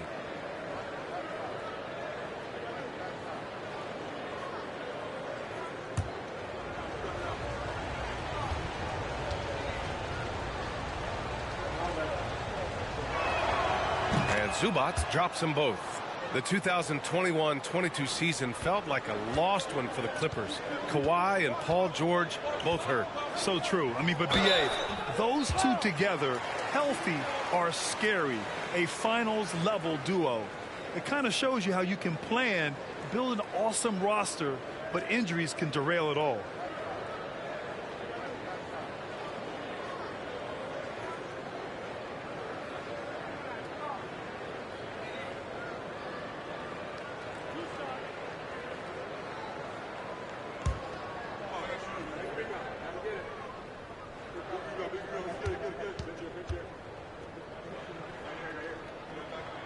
That one misses. Guys, what I appreciate about Andre Drummond is that he understands his role night by night. Be physical, defend the basket, rebound with great intensity. He gives it to you every single night. And he's good on the second. And the Clippers have possession. They've only given up 1 point in the second quarter. That one coming at the line. Jackson finds Kennard. Morris against Williams. Zubac with a screen on Williams. Morris passes to Zubac. It's stolen by Drummond. From down low, Caruso with the bucket. Caruso's got his first bucket in this one. Ooh, an aggressive move. Takes it strong, and there's no help defensively. Quarter two and just under 2.5 minutes gone by. And George with the jam. That's just heads-up basketball, and Jackson scanning the floor, spots the ready shooter. Nicely done. Caruso, a screen on Jackson. DeSumo goes in. Caruso, left side. And it's out of bounds. Last touch by DeSumo. I'm not sure what happened there. You just can't give away possessions in this league. Nikola Vucevic is checked in for Drummond. The Clippers have gone just 1 of 3 to begin the second quarter. Now here's George. Quarter number 2 and around 3 minutes gone by. It's good. And now it's a 9-point Los Angeles lead. What a hoop by Paul George. The versatility to get inside and score it. Caruso, the pass to DeRozan. Over George. And DeRozan with the basket. On the assist by Caruso. Well, the versatility he possesses makes him a very tough cover, guys. Pass to Kennard. With the fadeaway. Morris can't hit. Boy, no idea why he went with the fadeaway. Had a clean look at the basket. Here's DeSumo. DeRozan outside.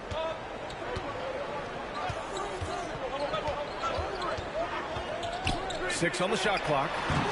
Can't hit the free throw line jumper. I'll tell you, it feels all night like this guy's been forcing shots, rushing shots. He's really struggling on the offensive end. Here's Kennard.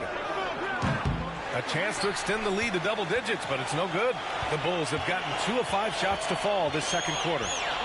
Pass to DeSumo.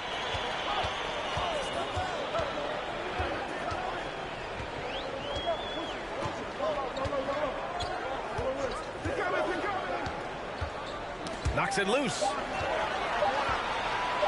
Goes up at the elbow. The shot, no good. So the Clippers will take it the other way. And this game, the first chance they've had to see Chicago. Yeah, they came up short both times against this team last season. Inside.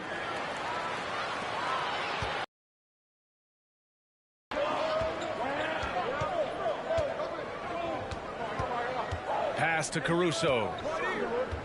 Vucevic, a screen on Jackson. And the basket by DeSumo.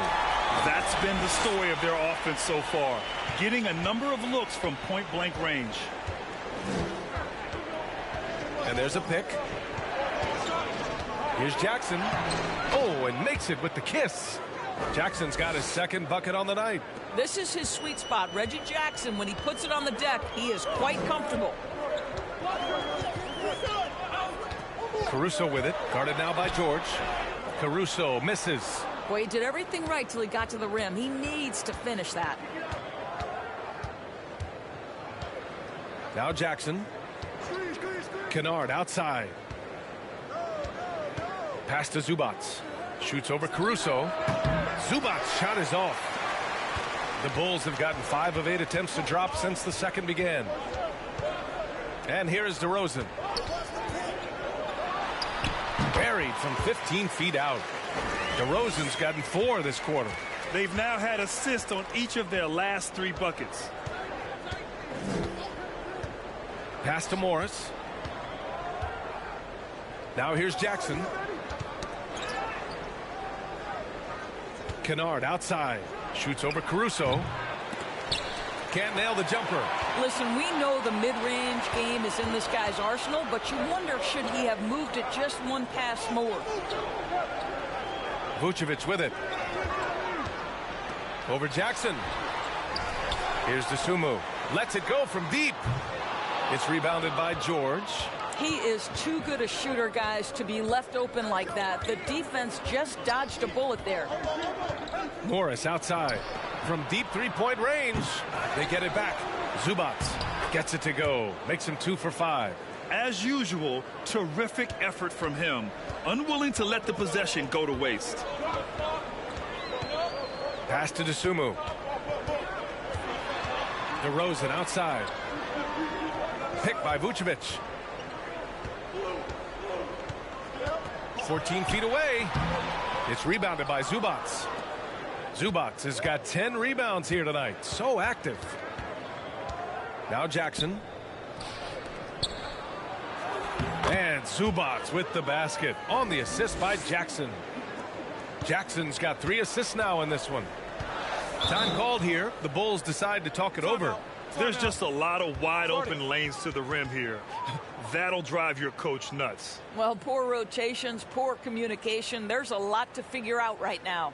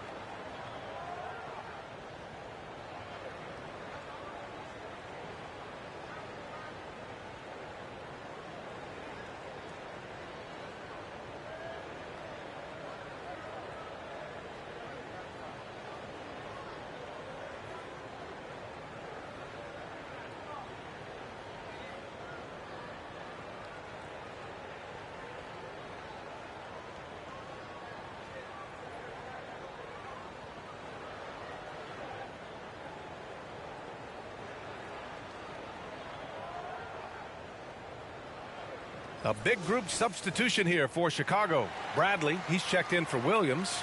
Green comes in for DeRozan.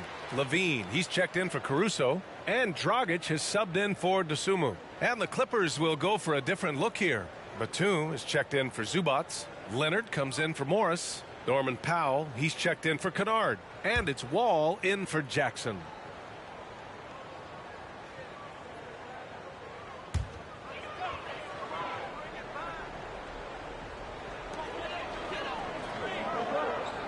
And here is Vucevic. 23 points for him last game against Philadelphia. The other thing I thought was big, guys, was the incredible night he had on the glass. No one wanted any part of him down there. Here's Wall. Leonard with a screen on Dragic. George outside. Leonard passes to George. A chance to push it to double digits, but it's off the mark. Chicago has gone 0 for 2 from outside in the second quarter. Boy, when we talk about those elite two-way threats, Paul George's name is certainly high on everyone's list. Vucevic, a screen on Leonard. Levine passes to Vucevic. And Vucevic slams it in. That's a really well-run pick and roll. You can see the game is starting to slow down for Levine. Pass to Wall. And the big finish by Wall. Nice one-handed jam. Simple and effective, B.A. Hey, with the lead, I'm surprised he didn't come up with something a little more creative. We know how dominant George can be on both ends of the floor, Doris. Well, consider he's a great scorer, a three-level scorer, and then he's able to guard perimeter and post players. That combination of size, length, athleticism, he continues to be a major threat in this league. Wall with it. He's got 6 to the inside. And George with the basket on the assist from Wall. George has got 6 here in the quarter. Boy, beautiful vision from one of the most athletic guards in the league. John Wall doing work. Pass to Levine. Vucevic, a screen on Powell. Levine against Powell. Levine, good. Levine's got 6. Length, athleticism, the ability to work in the painted area, so important to Zach Levine. Dragic against Wall. Batum sets a screen. Fires, high post. Rebound by the Bulls. Vucevic has got 14 rebounds tonight, going after it. Pass to Dragic. Green with a screen on Wall. And Dragic, here we go. Denied by Leonard. Well, the defensive instincts have always been so strong for Kawhi Leonard. Boy, good night, sir. Leonard with a screen on Levine. Here's Powell. And he was fouled while in the act of shooting, so he'll take 2 free throws. Well, when you consider if you're trying to guard Norman Powell, the first thing you have to worry about that quick first step. And he uses that first step with a combination of aggression and acceleration. And boy, he can get by you in a hurry.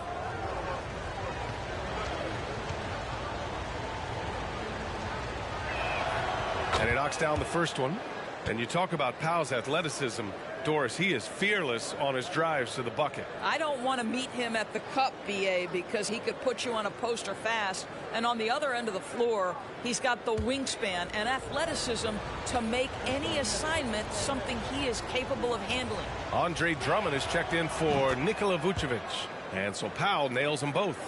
Yeah, they're really cashing in more at the line here in the second quarter. Wall against Dragic. They set the screen. Pass to Levine. Shoots over Powell. Levine can't hit. The Clippers have gotten 7 of 16 shots to go in the second. Leonard against Green. Covington, a screen on Green. Clock at 6.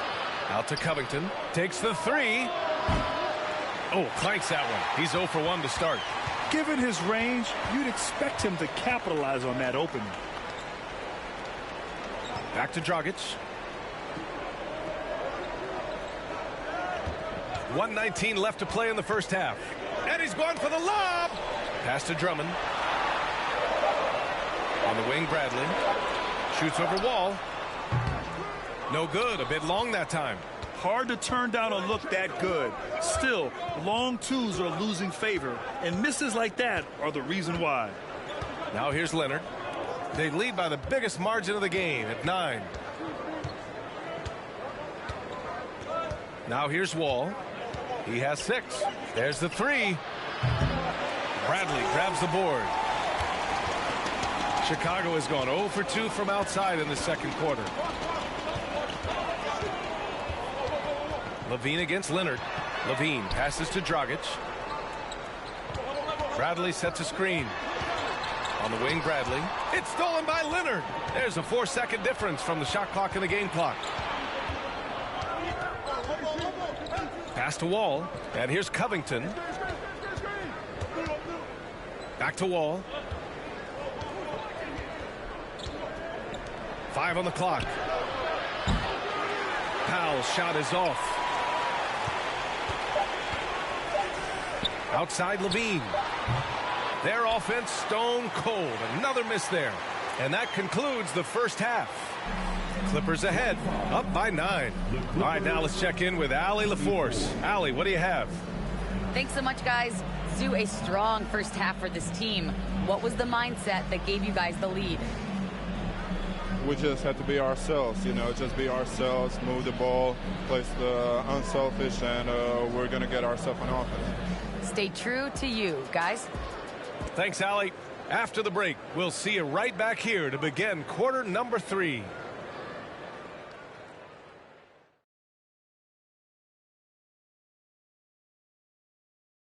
Thank you for joining us. Getting right to the story. Things are going well for the Los Angeles Clippers.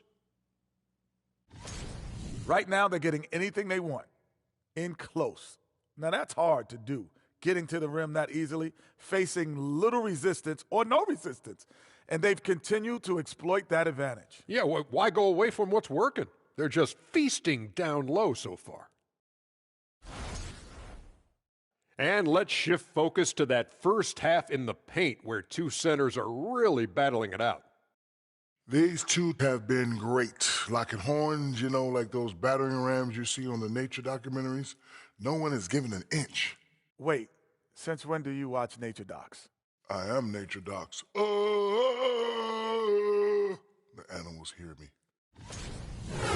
Thanks, as always, for watching. Let's head back to Brian Anderson and crew for the start of the second half.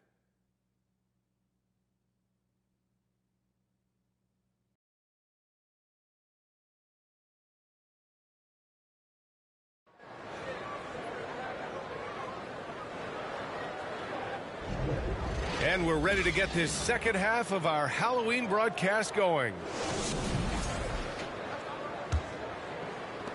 Chicago trailing here. And so in the game for Los Angeles, the two-way threats of George and Leonard are the wing pair. Morris and Zubac play together in the front court. And it's Jackson in at the 1. And for the Clippers, they're shooting around 33%. Not the best offensive efficiency. It's George on the wing. Off target. That would have pushed the lead to double digits. DeRozan finds Levine. DeRozan, a screen on George. Here's Levine for 3. It's rebounded by Zubac. Zubac has got a rebound number 12 here already in the game. Morris, a screen on DeRozan. Morris on the wing. From outside the arc. Nails it from beyond the arc. Morris has gotten himself going here. His first points of the game on the deep ball. And for Chicago, they're shooting only 29% in this one. Not great. And Kawhi Leonard gets the whistle that time. That's his first foul of the game.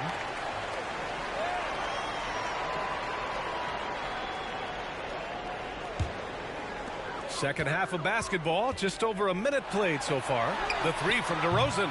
Coming out stone cold here. Sometimes the break will do that to you. Pass to George.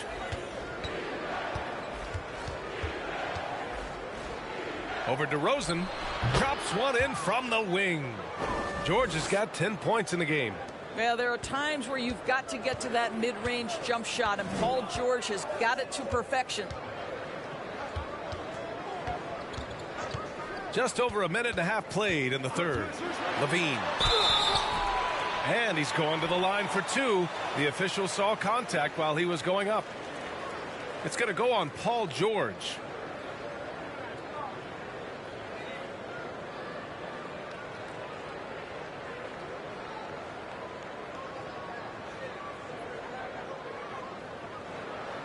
Take a break. Take a break. 2 shots.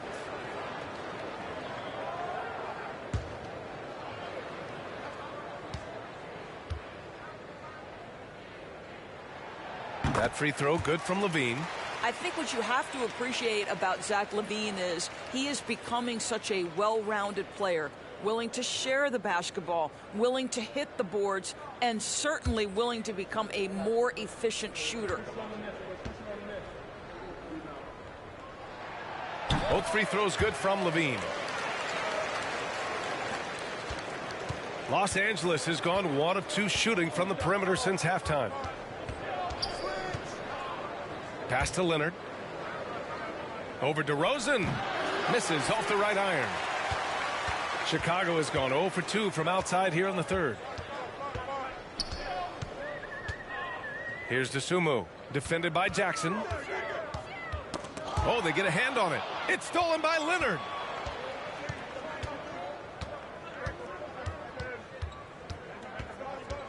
Up top, Morris. Back to Leonard. Zubats, screen. Leonard passes to Zubats. Shot clock at 6. Here's George. And it's Chicago with a board. At the conclusion of this one, they're off to Brooklyn where they'll face the Nets. And that'll be their only game on the road before heading back home. Back to DeRozan. It's tipped. George with a steal. Leonard passes to Morris. Yes, and it's Leonard with the assist that time. Leonard's got 3 assists now in this one. And when it comes to the 3, they've been really dialed in here in the second half. Now here's DeRozan. Pass to DeSumo. Outside, Williams.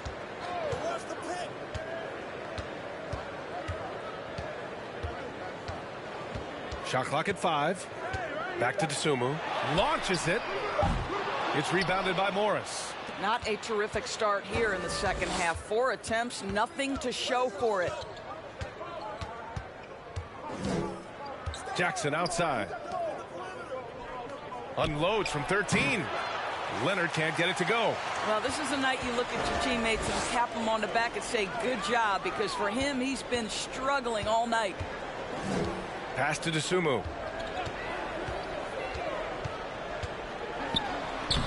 Great D that time from Zubats. Things have been a little bumpy coming into the second half. 5 straight misses. Out to Leonard. Lets the 3 fly. And the Clippers hit again from deep. They are unconscious from outside. And so far, the defense has had no answer. Well, that's the whole point, isn't it? If you space the floor well enough, it's almost impossible for the defense to account for everyone. Shot by Levine, no good. Nice rebound. Trying to match the other team's intensity right now. Pass to Jackson. Now George. 10 points for him. Releases from 15. Offensive rebound. And it's slammed in by Zubats.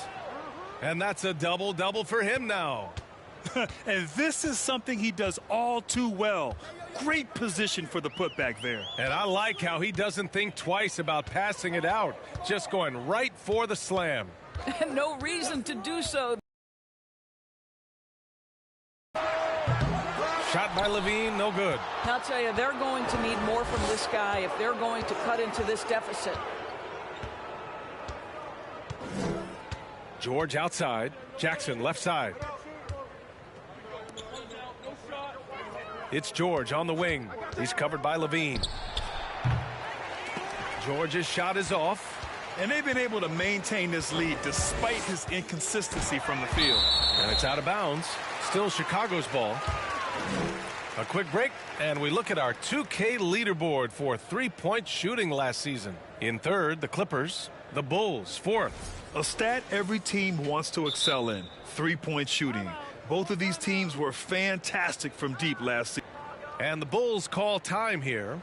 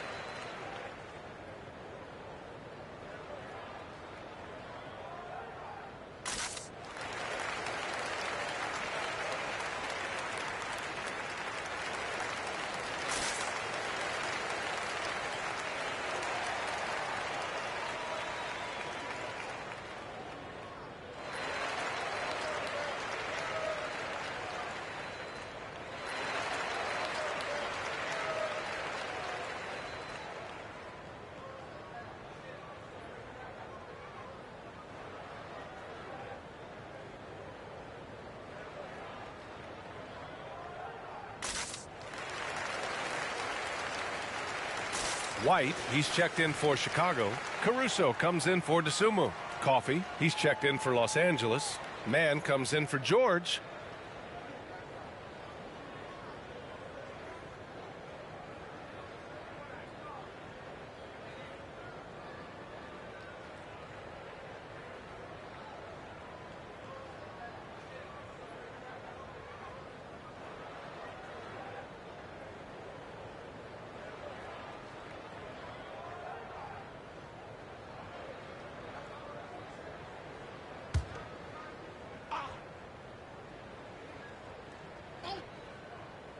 Here's White. Caruso outside to stop the run. He buries it from three. Caruso's got 5 now. And that's on the defense, giving him a decent look. That's his shot. Leonard outside. And here's Jackson. Morris outside. The 3-ball. That basket is good. Off the assist from Jackson. Morris has got 9 points here in the second half. Something you can't deny about Marcus Morris. He is a passionate player. On and off the court, this guy is highly competitive. He's a leader in the locker room. His playing style, to me, would fit with any organization. Smart and tough. And you have to think that they're leading this game because of how they've controlled the boards tonight. And stolen by Caruso. Let's check in with our reporter, Allie LaForce. Thanks, guys. The NBA last season celebrated its 75th anniversary and announced the 75 greatest players in NBA history, gathering the living greats during the All-Star break. A lot of history, but Commissioner Silver said we're a pretty young league when you think about it. Brian, I guess it's all relative. Yeah, indeed. Thanks for that, Allie.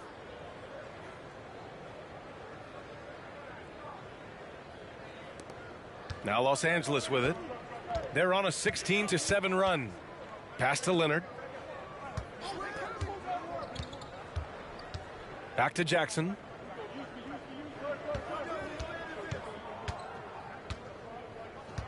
Six to shoot. The Clippers got to hurry. Late clock here. And the basket by Coffee. This is why you put the ball in his hands. An accurate pass hitting a moving target. Here's Caruso. 7 points in the game. White with it. Outside, Williams. Now here's DeRozan. Over Morris.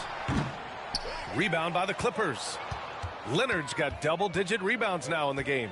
Boy, what a nightmare quarter for this guy. He's playing right into the hands of the defense at this point. Leonard with a screen on Caruso. Here's Jackson. Oh, and he got fouled on his way up.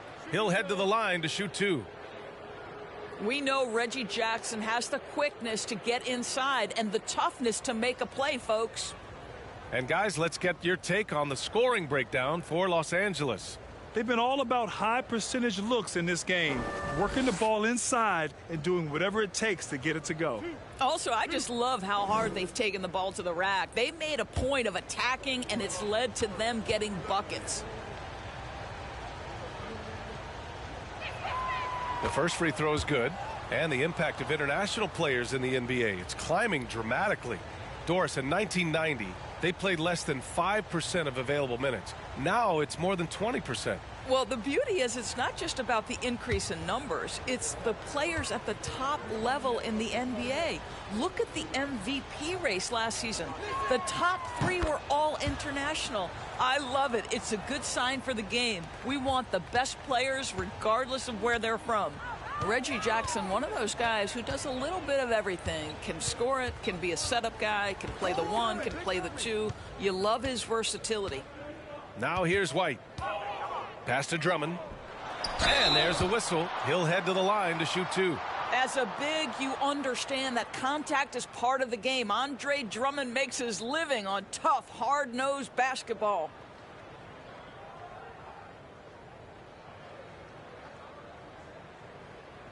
Shooting 2.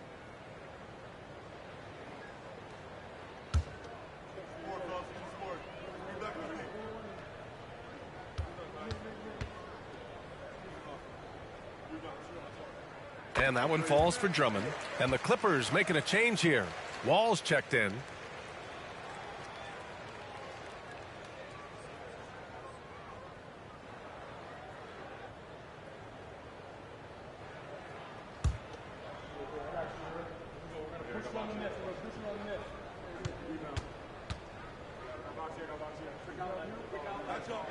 And he makes the first, but misses the second.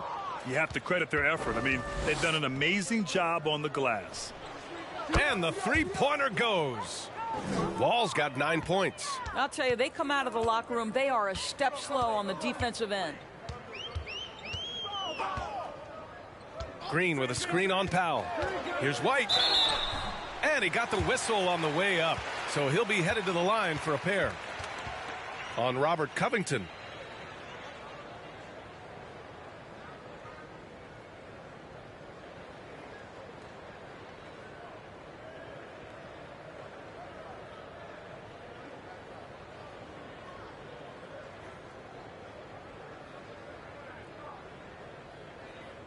Take a break.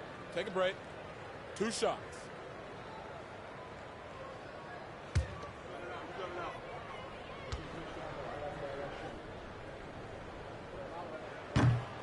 And he can't get the first one.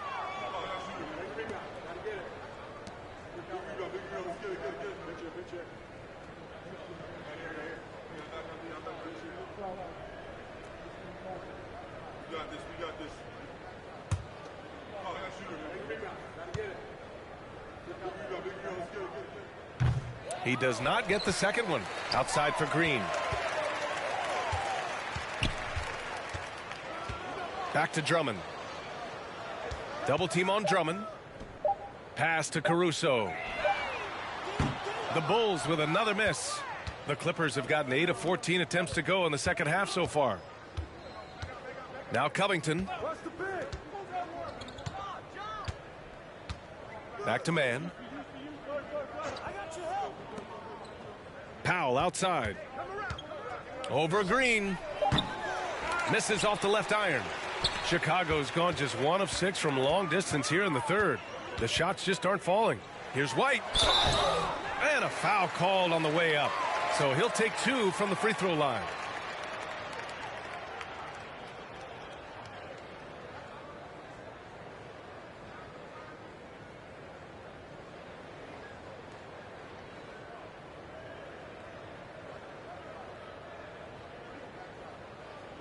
Take a break.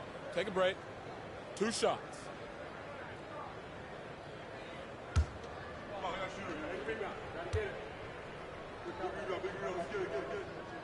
And he drops the first.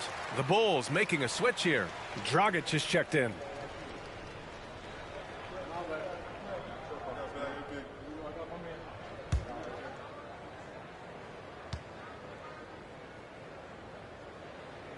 And so he hits both. And they've been moving the ball really well tonight. Good things come to those who take good shots. Here's Wall. Oh, rejected by Drummond. Andre Drummond in the middle of the action at both ends of the floor. Big-time defensive block.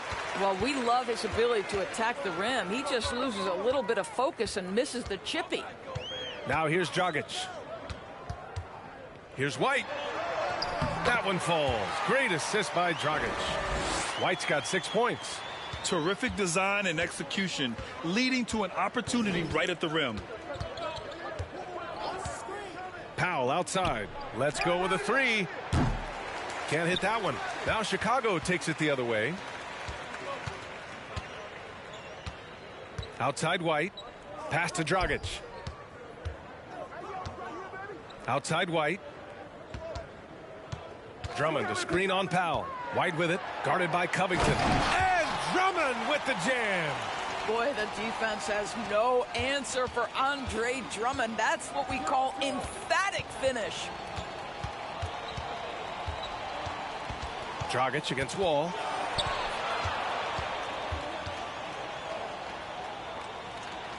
Pass to Covington. It's stolen by Drummond. Dragic outside.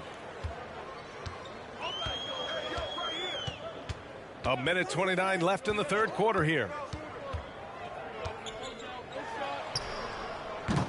The Clippers grab the miss. The biggest lead of the game was 24 points. Powell passes to Covington. Outside Wall. Here's Mann, defended by Dragic. Just 5 to shoot. Wall gets the bucket. He's got 11. They've toned down their three-point attack in the second half, looking to protect the lead with higher percentage shots. Dragic finds White. Bradley sets a screen. To the middle. Right side Green. Dragic against Wall. 11 feet out. Here's Drummond. And a good offensive board, and he gets the bucket. Drummond's got 6. If shot goes up, you've got to put a body on Andre Drummond. This guy's so good off the offensive window.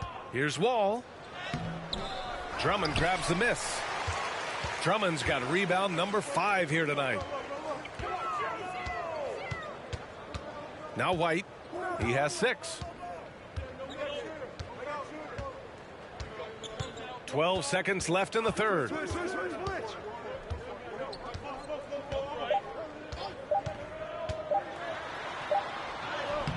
Good D by Covington.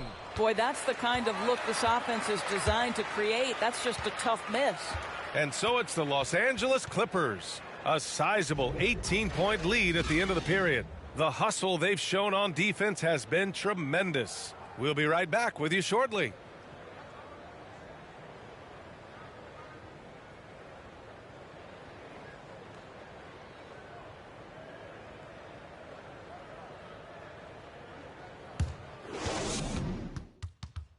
Head coach Billy Donovan is mic'd up along the sidelines. Let's check it out.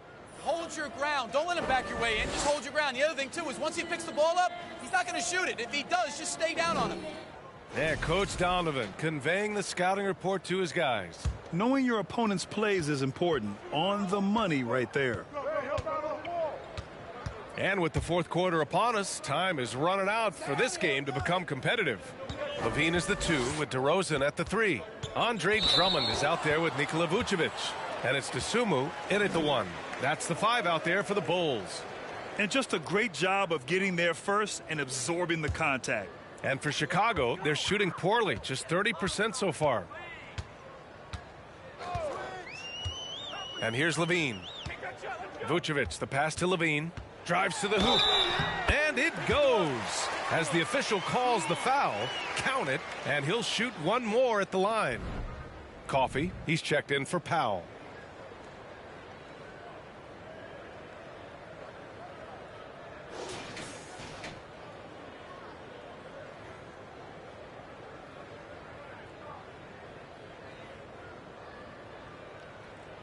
Mind the lanes. Mind the lanes. One shot.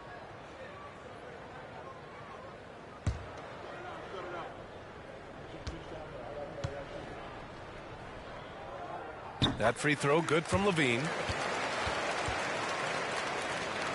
Well, the Clippers shooting 37% from the floor at this point. Leonard outside. Over Drummond. Leonard, good.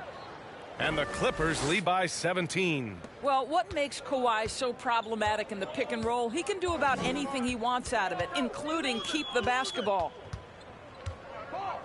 Levine with a screen on Zubac. Vucevic, the pass to Levine. Leonard pulls down the board. Leonard's got 11 rebounds in the game. Zubac with a screen on Levine. Inside, that's tipped. Vucevic with a steal. Outside Levine. DeRozan up top. Rebound by the Clippers. The biggest lead of the game was 24 points. Williams is checked in for Chicago. Jackson, he's checked in for Los Angeles.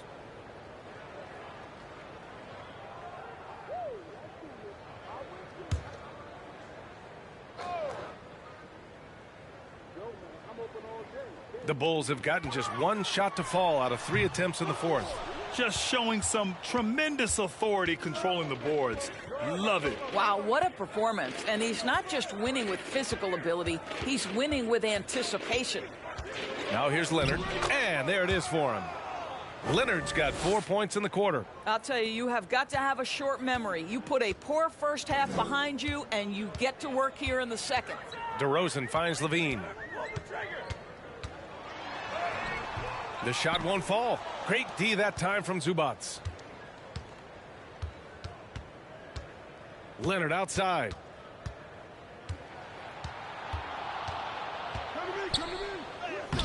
Some solid defense from Williams. And for the Bulls, they're shooting poorly. Just 29% from the floor in this game. Pass to Vucevic. Yes, it's good. Well, Nikola Vucevic can score against excellent defense. That is a good finish in close. Here's Jackson. Oh, plenty of contact on that shot. Officials call the foul, and he'll take 2 free throws now.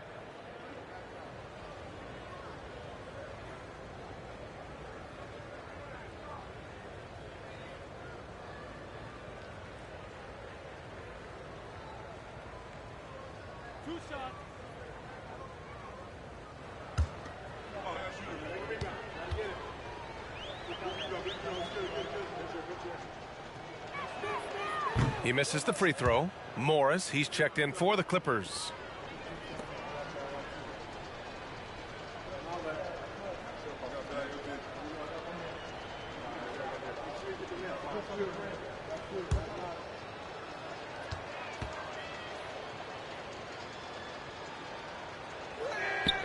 Good on the second one. Just over 2.5 minutes played now. Final quarter of regulation. DeRozan passes to Levine.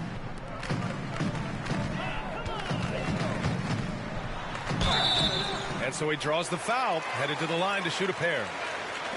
It's going to go on Kawhi Leonard. You know, I like that mentality by Levine, taking it inside, mixing it up a little bit.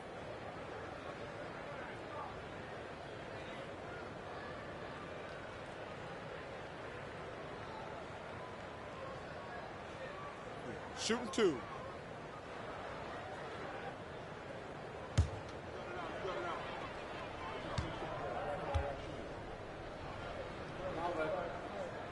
And the first one at the line is good.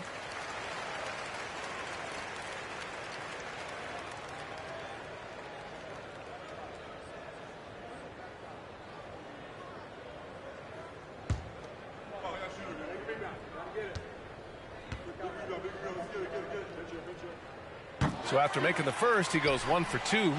And right now they're +8 in the rebounding category. That's helping them run away with this. Leonard passes to Morris. That one doesn't drop. Now Chicago takes it the other way. Pass to DeSumo. DeRozan with the ball. Vucevic, a screen on Morris. Here's DeRozan. And again, no good by Chicago. The Clippers have gotten half of their attempts to fall in the fourth. 2 for 4 now. Jackson outside. Now here's Zubac. Defended by DeRozan. And Zubac with the basket on the assist by Leonard. Leonard's got 4 assists now tonight. Over 3.5 minutes through the final quarter now. Levine against George. Puts it up from 12. Shot is good by Levine. Levine's got 6 points in the quarter.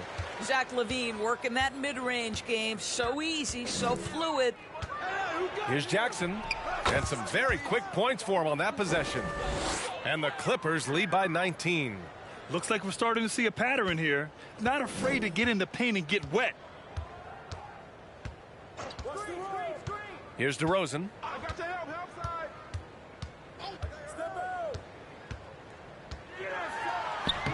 Lays it up and banks it in. A determined scorer down low. We know this about DeMar DeRozan. He is always looking to put pressure on the defense. Jackson finds George. Zubac with a screen on Levine. George for 3. Buries it from 3. Ooh, finally hitting one from range. That's his first 3 of the night. The Bulls have gone 4 for 10 in the fourth. DeRozan with the ball. Pass to Levine. Now here's Vucevic. Vucevic, a screen on Leonard. Here's Levine for 3. Good. And it's DeRozan who picks up the assist. Levine's got 11 in the second half. All right, defensively now, you've got to find a way to slow this guy down because he's putting it to you. George's shot is off.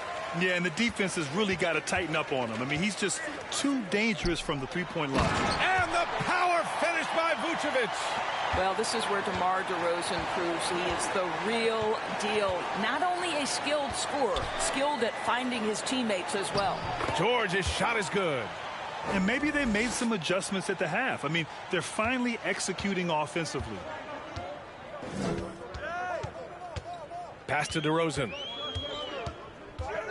Here's Vucevic. The 3 is up. And it goes out of bounds. Last touch by Leonard.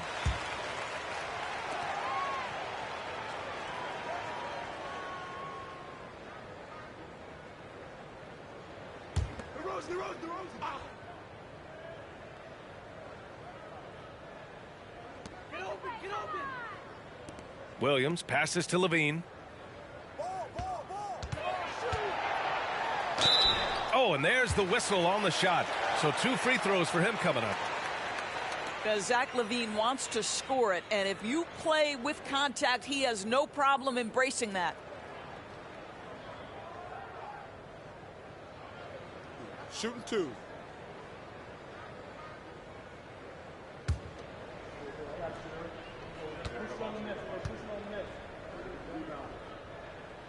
That free throw good from Levine.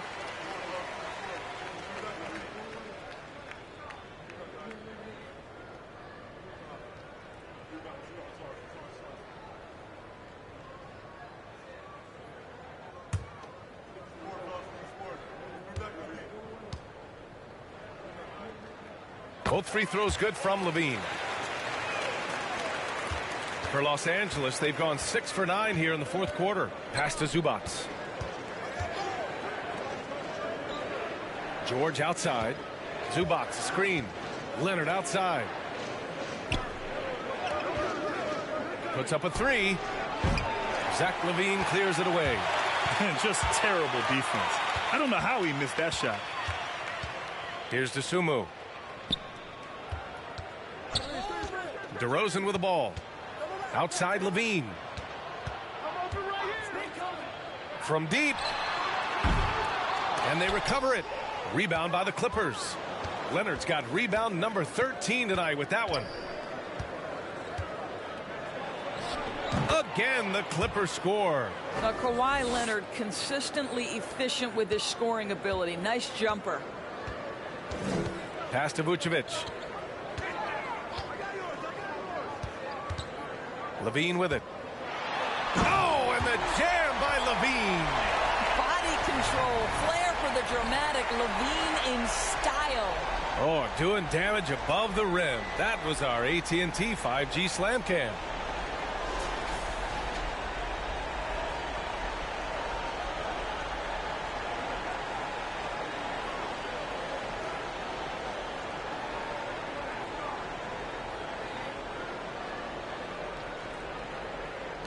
Los Angeles has gone 1 for 3 in the fourth quarter from range. Zubac with a screen on DeRozan. Leonard passes to Zubac. It's good. And the assist that time from Leonard. And the Clippers lead by 17. Very consistent tonight at the offensive end.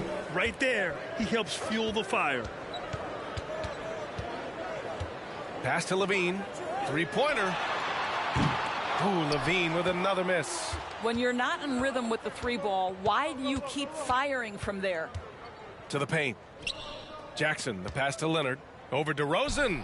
And again, it's the Clippers. You know, put a rough first half behind him. He's absolutely crushing it here in the second. Boy, they need something to go to regain some confidence. No question. Way too many empty possessions for them. DeRozan passes to Vucevic. Zubac with the steal. Leonard outside. Pass to Zubac. Jackson outside. And here's Leonard with the drive. Over DeRozan.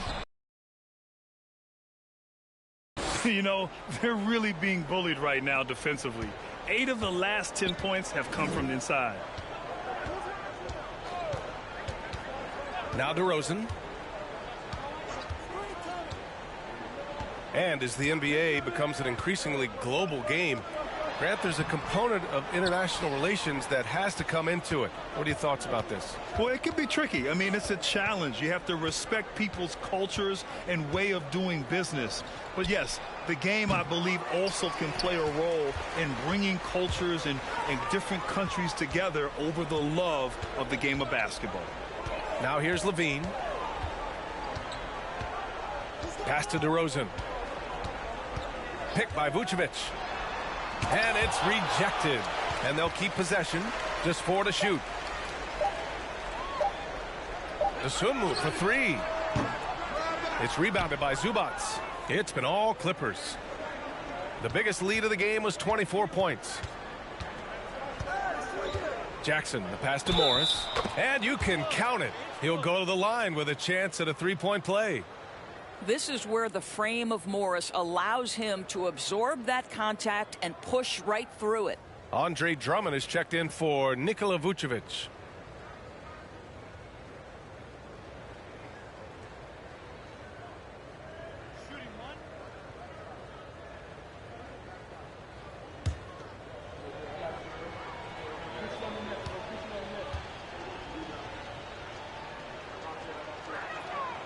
Marcus Morris has proven that he can be effective in any system in the NBA, understands his role as a stretch 4. Now here's DeRozan. Williams a screen on Leonard. Leonard against DeRozan.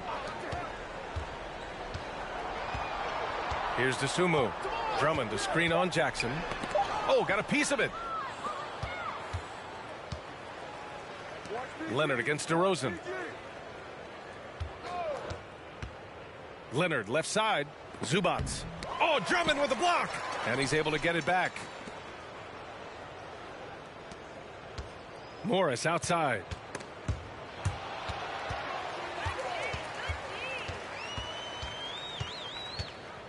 Here's DeSumo. Defended by Jackson. Pass to Drummond. A shot to stop the drought. And it's good on the lay-in.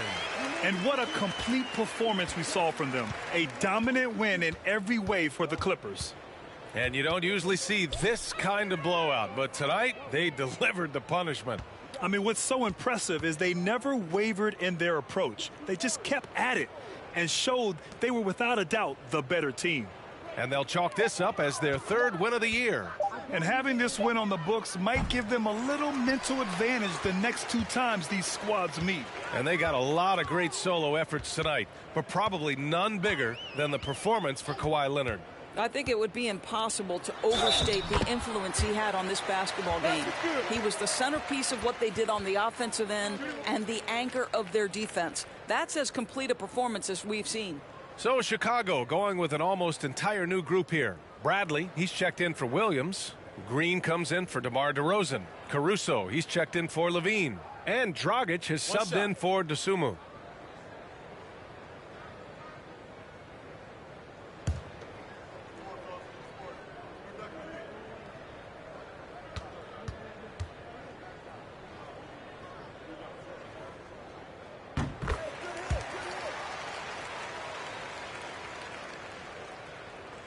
Here's Coffey. There's 49 seconds left in the game.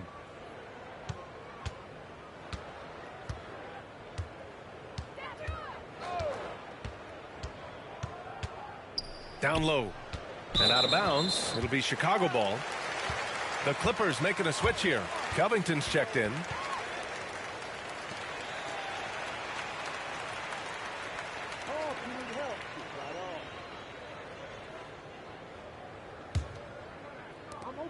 .35 seconds left in the fourth. Caruso finds Dragic. Back to Caruso. Beyond the arc. The rebound by Jackson. It's been all Clippers. Kennard outside.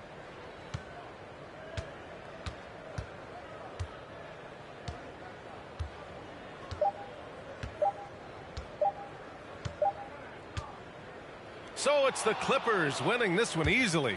Boy, this crowd has to be shocked by the way their team was dismantled. Now, shocked and surprised. It doesn't matter what the matchup is. You never expect a road team to just waltz in and cruise to the type of victory like we saw tonight. All right, Allie's ready to go. She's courtside. Hey, Allie.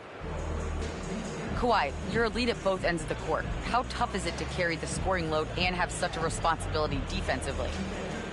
It's very difficult. You know, your mind's on the whole game, 48 minutes. But, you know, my teammates get me in the groove, give me the energy to keep fighting throughout the whole 48 minutes. You can never take a break mentally or physically to be great on both ends, and that's something you've worked so hard for. Congrats on the win tonight. All right, Allie, thank you. Well, folks, that's going to do it for now. For Allie LaForce, Doris Burke, and Grant Hill, this is Brian Anderson alongside our 2K Sports crew, thanking you for watching. Last but not least, here is your New Balance player of the game, Kawhi Leonard.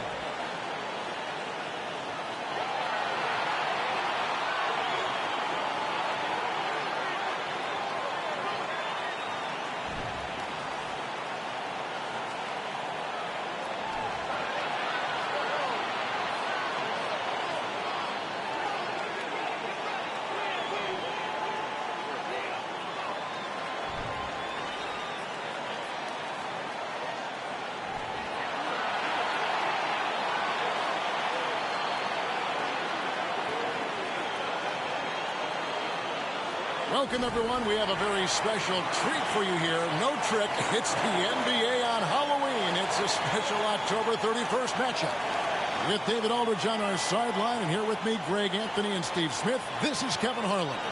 D.A., take it away. Thanks very much. Now, D'Angelo Russell says he patterns his game after another crafty lefty. He said, if I could model my game after somebody, it would be Manu Ginobili. He was never the most athletic, but he could pass, he could score, and he was just so unpredictable. Not a bad role model for D'Lo. Kevin? Not at all. Yeah, some similarities definitely there, David. Thank you. And the starting lineup for the Timberwolves. Underneath in the post, Towns and Gobert. Sliding in at the wing, it'll be Edwards and McDaniel. And it's Russell in at the point guard position. And for Utah, they've got Jordan Clarkson. Olynyk is out there with Jared Vanderbilt. Then there's Markkanen. And it's Conley in at the point. Still very early in the season here, but teams, Greg, beginning to hit their stride and get into a rhythm. And the same can be said for the younger talent. The rookies are shaking off those debut jitters and starting to show us what they can really do. Now here's Edwards. Back to Towns. And he makes good on the layup. And this is what you like to see. Big Cat using that size to his advantage. Markkanen passes to Clarkson. Markkanen a screen on Edwards. Back to Markkanen. Shoots over McDaniel. Minnesota with the rebound. Last time they met was in Minnesota. Yeah, and their last time playing against this club, they fell short. A lot of cheap fouls really plagued their starting unit. Hopefully they exercise better caution in this game and avoid cheap fouls that could get them in trouble again. Now, here's Clarkson. Anthony Edwards unable to get his last shot to go in. And savvy inside play by Clarkson, getting himself a look right at the basket. And just over a minute played here in the start of the game. Towns kicks to Edwards. 5 to shoot. Off target with his 3. And so it's Conley bringing up the ball for Utah. Want to keep rolling here following the win against Memphis. Well, in that one, they just had everything working offensively. It's a lot of fun when you get into that kind of a groove. You know, I love what the coaches did tonight. They pushed the right buttons time and time again. Now Russell. Following the miss by Michael Conley from deep. Towns a screen on Clarkson. Edwards with another miss. For Utah, they've gone 1 of 3 from the field to start this one so far. Pass to Markkanen.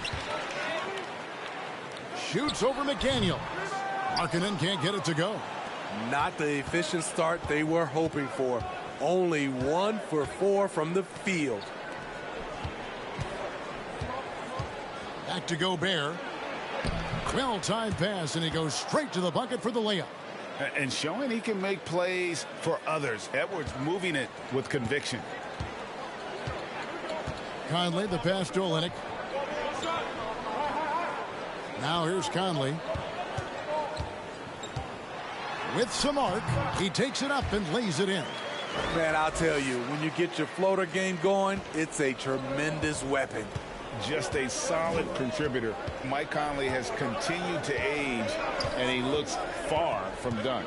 GA, he's terrific, especially at setting the pace and orchestrating an offense. Also solid at realizing how to get his teammates involved. A selfless distributor who looks to make his guys better. Now here's Markkanen. Anthony Edwards unable to get his last shot to go in. Olynyk, a screen on Russell. And contact on the shot, so he'll be shooting free throws here. That one is on Towns. And for years, Mike Conley had an interesting title. The best player to never make an all-star game. Well, that changed in 2021 when Conley was named an all-star. Shooting 2.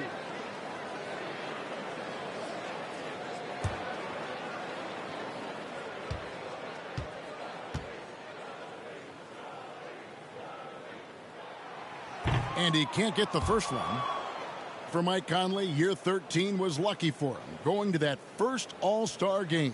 And that was the longest wait ever to become an all-star. Conley, 33 at the time of that first selection, just shows you the work ethic of Mike, always trying to improve. And no good on the second free throw, so he goes 0 for 2 there. And the assets traded by the Wolves for Rudy Gobert surprised a lot of people. In essence, 5 first-round picks, 3 of them unprotected. They better hope this thing works out. A lot riding on it. I mean, he's tailor-made for those pick-and-roll sets. Gobert, a big-time finisher on the move.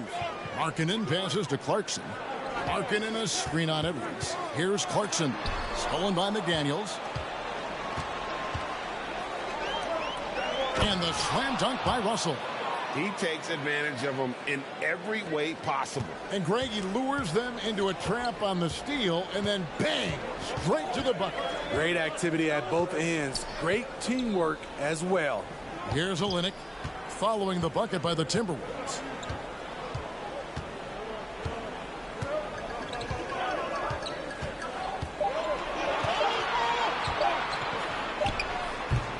Gobert pulls it in.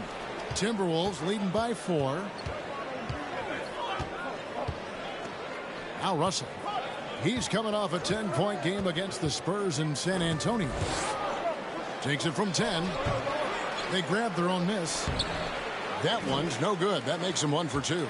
He goes up strong, but he is met with resistance. I think that surprised him a little bit. Olynyk, 2 free throws coming up, and they call the shooting foul. Anytime you watch the Jazz, you have to think back to those great Utah teams of the 80s and 90s. They easily could have won a few rings. In a moment now to quickly take a look at the offensive approach for the Timberwolves. They're unselfish. They're passing the ball well, setting up teammates, playing team basketball, and their focus. And the other thing I've been impressed with, guys, is their assertiveness at attacking the paint, trying to hunt for those high percentage looks. A physical big man who won't back down from anyone. Every team could use a guy like Kelly Olynyk. Anderson, he's checked in for the Timberwolves. And he makes the first but misses the second. Maybe even more than a few. And Smitty, it seems hard to believe those Jazz didn't win a title or 2. Kevin, well, if it wasn't for a player named Michael Jordan, they probably would have. Those Stockton, Malone Jazz teams ran into Jordan twice in the finals when he was at the peak of his career. And one of the biggest stories of the summer was Rudy Gobert being traded. He gets a fresh start with the Timberwolves. The Timberwolves shooting their first free throws. First trip to the line in this one.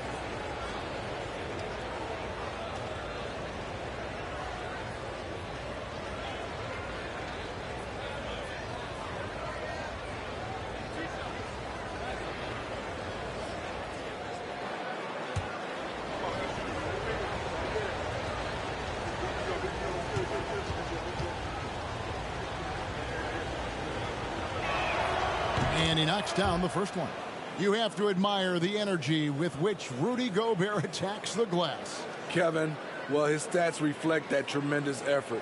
He averages some crazy rebounding numbers, using not just his size, but also his expert timing.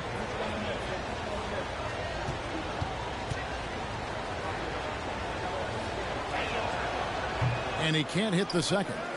And last year, Minnesota had a tough end to their season. In their 10th playoff appearance, they made their 9th first-round exit.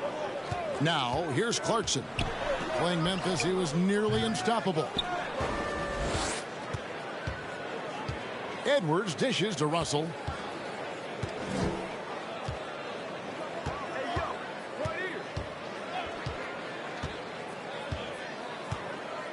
Gobert with a screen on Conley. Here's Russell. Here's Gobert. And the layup's good off the glass. Gobert's got 7 points in the game. I don't think the Timberwolves, Greg, plan on letting their playoff statistics discourage them at all. And that's kind of the beauty of this squad. They're out to make new franchise history, not focusing on the past. Just keep evolving as a team. Here's Markkanen. Another guy who really kicked it up a notch for his team in that Grizzlies game. There's the pass to Clarkson.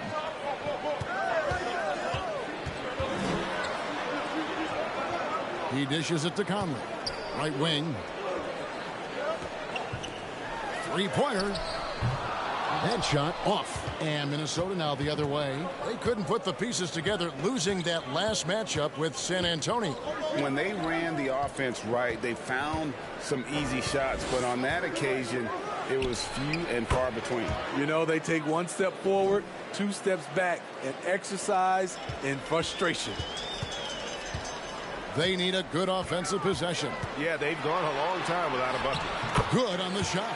You got to do more than that to stop Mike Conley. Just sensational at nailing the shot and willing his way through contact. Here's Russell. Michael Conley making his last shot. Outside Russell. Jacks up a three. Conley grabs the miss. And it's Conley with the ball for Utah.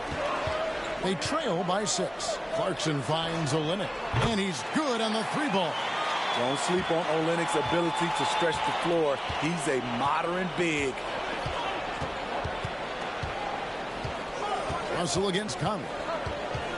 Russell passes to Gobert. McDaniels with the ball. Still looking for his first bucket in this one. Got it for his 4th field goal of the game on just 5 shots. Utah has gone 1 of 3 from beyond the arc so far in the game. Timeout is called, first of the game for the Jazz.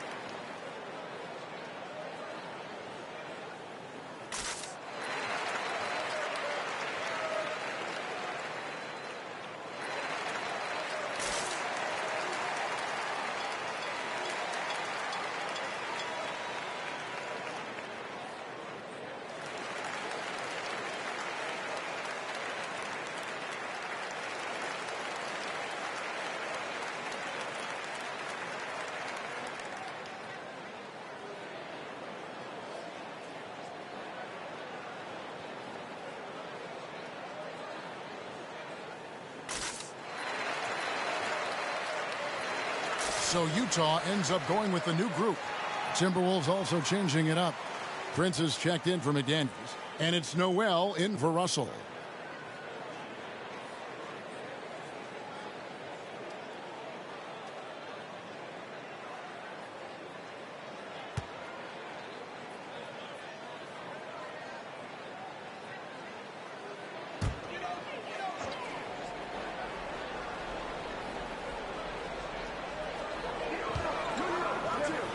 For 3, Beasley misses that one. He's 0 for 1 from the floor. Timberwolves leading by 5. Anderson outside. Pass to Edwards.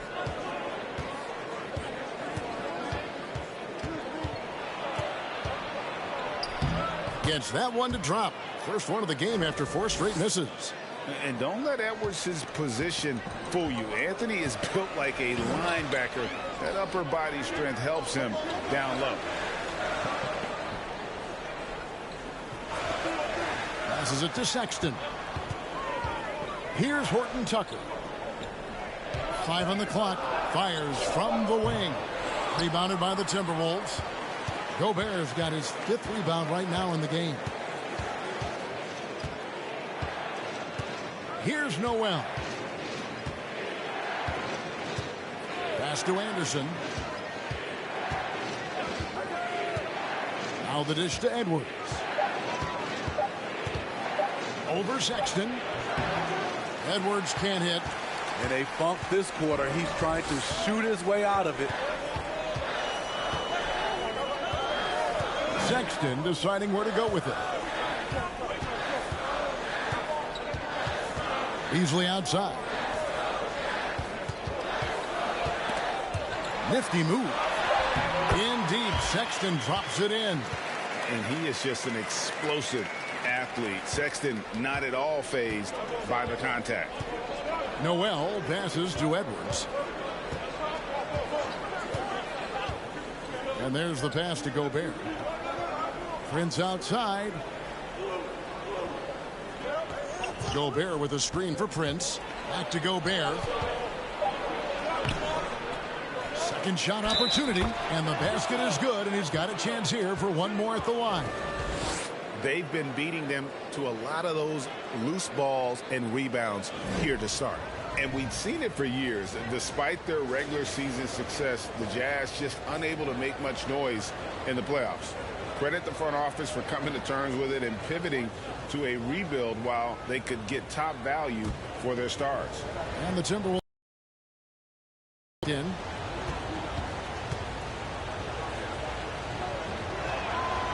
The Timberwolves secured a spot in the playoffs last season, Greg, and we enjoyed it after they got that emotional win in the play over the Clippers.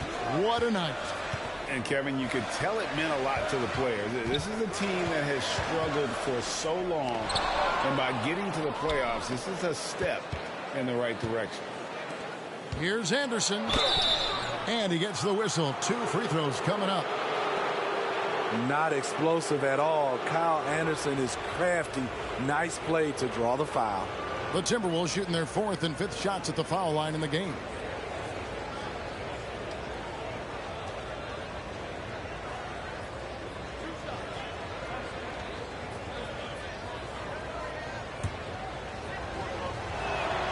And the first one drops. You know, GA, something you notice about this Jazz team, they love to shoot the 3. The statistics tell you that, and they tell you that.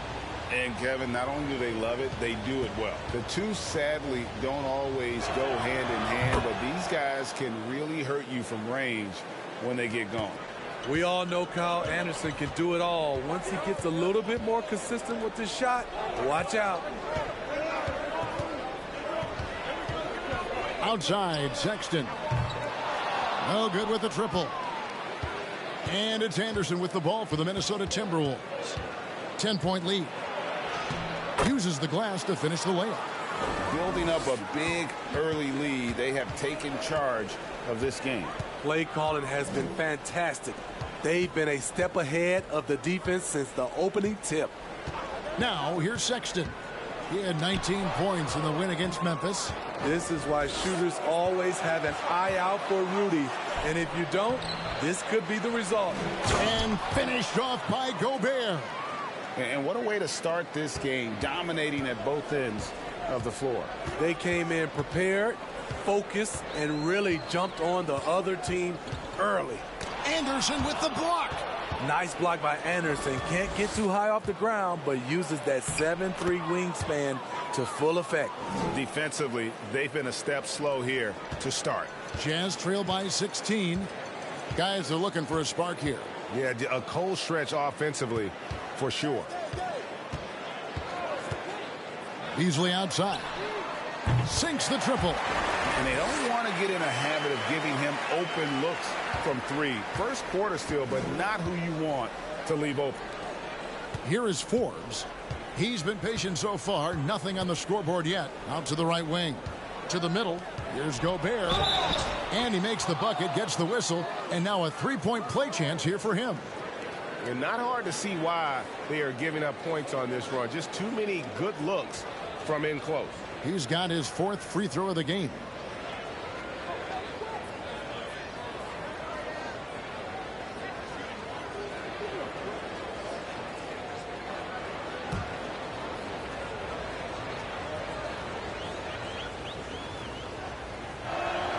And the free throw, no good. Hey, Steve, looking at the Utah Jazz, they've been so consistent during the regular season. Kevin, but they haven't been able to carry this momentum into the postseason. This is a team that wants to win a title so badly, but they know they need to execute better during the playoffs. Now here's Prince, following the miss by Malik Beasley. And here is Prince. over Gay. And off there, he misses his first shot of the night. And so it's Minnesota. Their lead at 15 going into the break. And it's been their rugged defense setting the tone. We'll take a quick break and then back to the action here.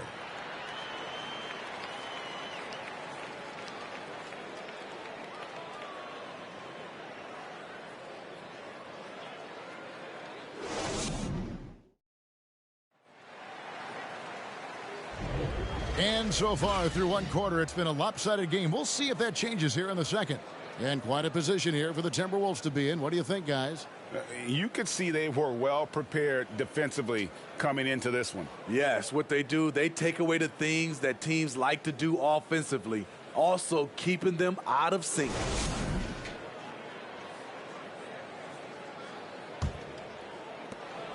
Jazz trail by 15. On the court for the Timberwolves as our second quarter is underway. Nas Reed out there with Karl Anthony Towns. And there's D'Angelo Russell. And there's McDaniels. And it's Forbes in at the 2 guard. Finding a man wide open, Mike Conley does an exceptional job of leading this team. Here's Towns. The shot, no good. And Utah the other way now. Next up on the schedule, the Grizzlies. That'll be a home game. That'll be the last of 3 straight at home for the team. Vanderbilt setting the pick for Sexton. The leaner. And rebounded by McDaniels. Well, he wants to shoot his way out of this cold spell, but the struggles continue. You know, to me, this is when you want to focus on creating for others. Give someone else a chance. It's called a teammate. Now, here's Sexton. After D'Angelo Russell's miss.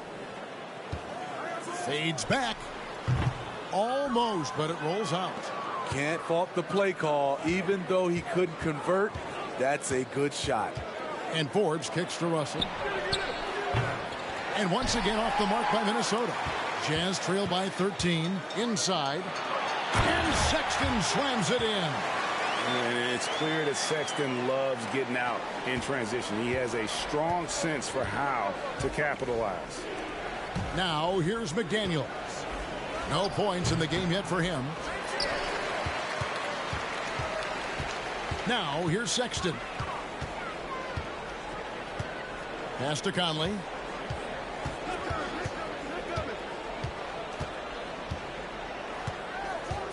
He kicks to Olynyk. And that one falls coming off Conley's feet. Conley's got 3 assists now in this one. Timberwolves leading by 9. Towns, a screen on Conley. Russell finds Towns. And it's out of bounds. They say it was last touched by Towns. Clarkson, he's checked in for Colin Sexton. And a change for the Timberwolves. Edwards is checked in.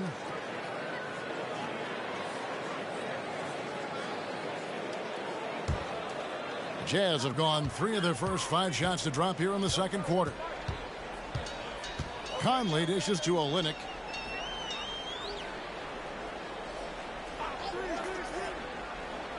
Kicks it to Clarkson. And he banks in the layup. Clarkson's got his second bucket tonight. The ball movement on this run has been fantastic and is a big part of why they've been able to get these good looks. Clarkson against Edwards. To end the drought. Rebound by Olynyk. Jazz trail by 7. Markkanen passes to Clarkson. Markkanen a screen on Edwards. A shot by Clarkson, no good. Passes it to McDaniels. To the paint, stolen by Markkanen.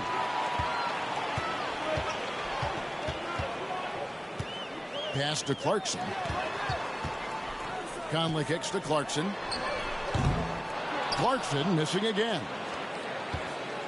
And so it's Russell with it. He brings it up for Minnesota. In the second quarter, held scoreless. That one falls. And the Timberwolves lead by 9. I've heard it said, Greg, a coach can't give you confidence, but they can take it away. What's the meaning behind that? Well, players at this level are naturally confident, but when coaches are always critical, it can take you out of your game. Makes you just start to think a little too much. on the floor. Here is Edwards. Michael Conley making his last shot. Whoops, anticipated the pass. Turnover. Here's Vanderbilt. And that'll be 2 free throws coming up. Officials on the call with the foul. It's on Anthony Edwards. I mean, even from over here, you could see that one pretty clearly. And guys, what do you think about the offensive approach we've seen so far for the Jazz? For me, it's all about playing downhill. They've been making it look easy to find penetration in this one, attacking the lanes and forcing the issue with the D. You also have to admire how they've challenged the defense inside, getting a lot of points in the paint.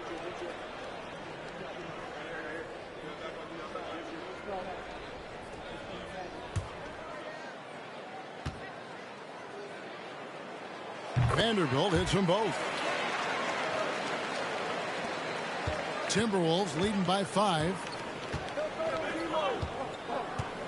Russell kicks to Reed. The pass to Edwards. The Timberwolves working the ball around now. Out to Russell. Towns a screen on Conley. Towns the pass to Russell over Conley. And there's the call on Karl Anthony Towns. And that'll be his 3rd foul so far.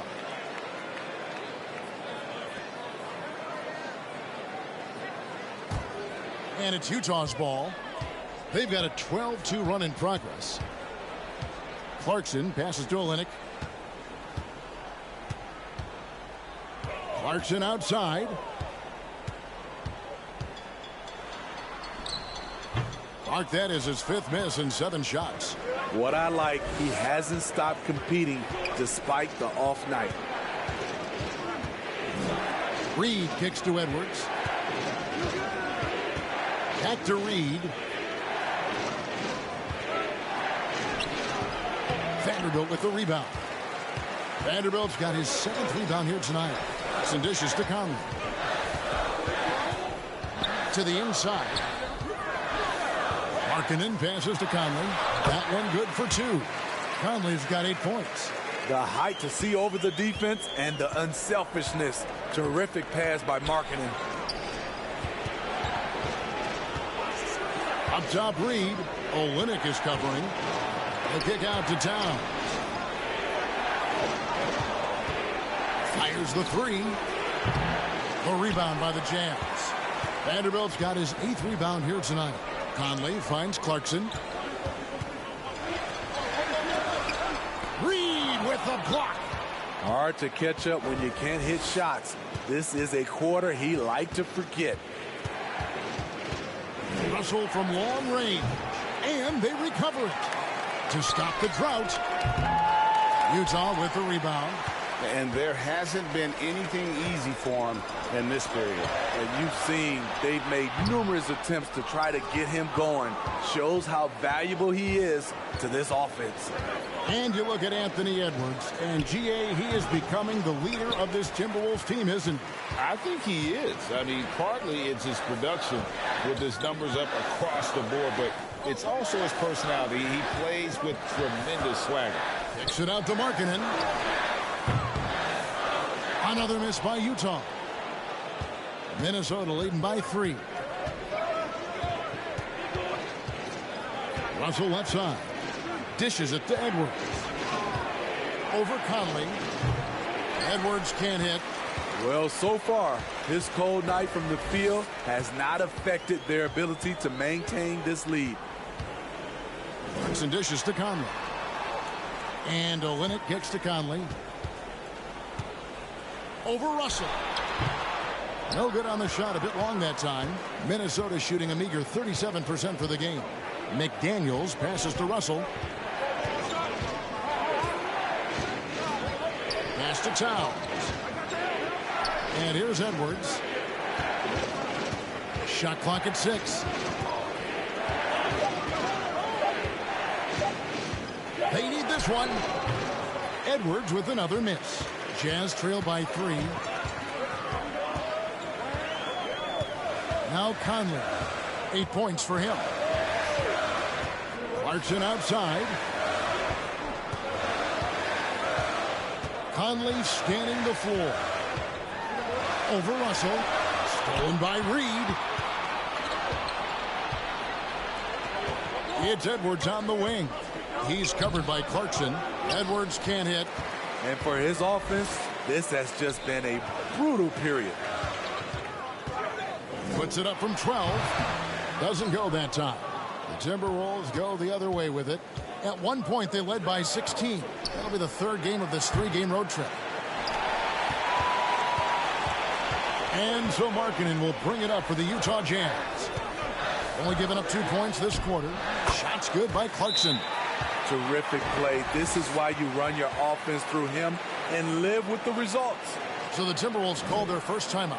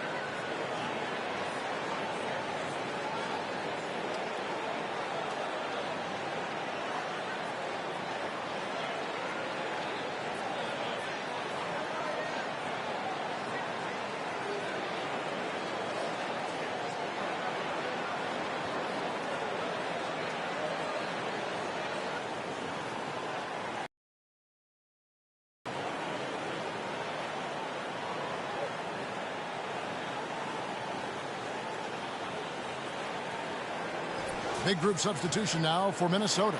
Rudy Gobert, he's checked in for Reed. Kyle Anderson comes in for Karl Anthony Towns. Prince is checked in for McDaniels. And it's Noel in for D'Angelo Russell.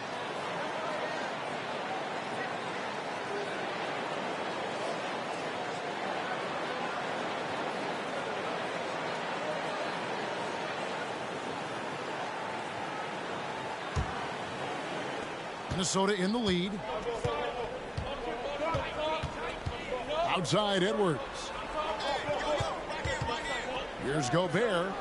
Buries it down low. Gobert's got 18 points in the game. We're watching the offensive development by Rudy Gobert. He is exploding tonight. And the whistle blows on the backcourt violation. He went over and back.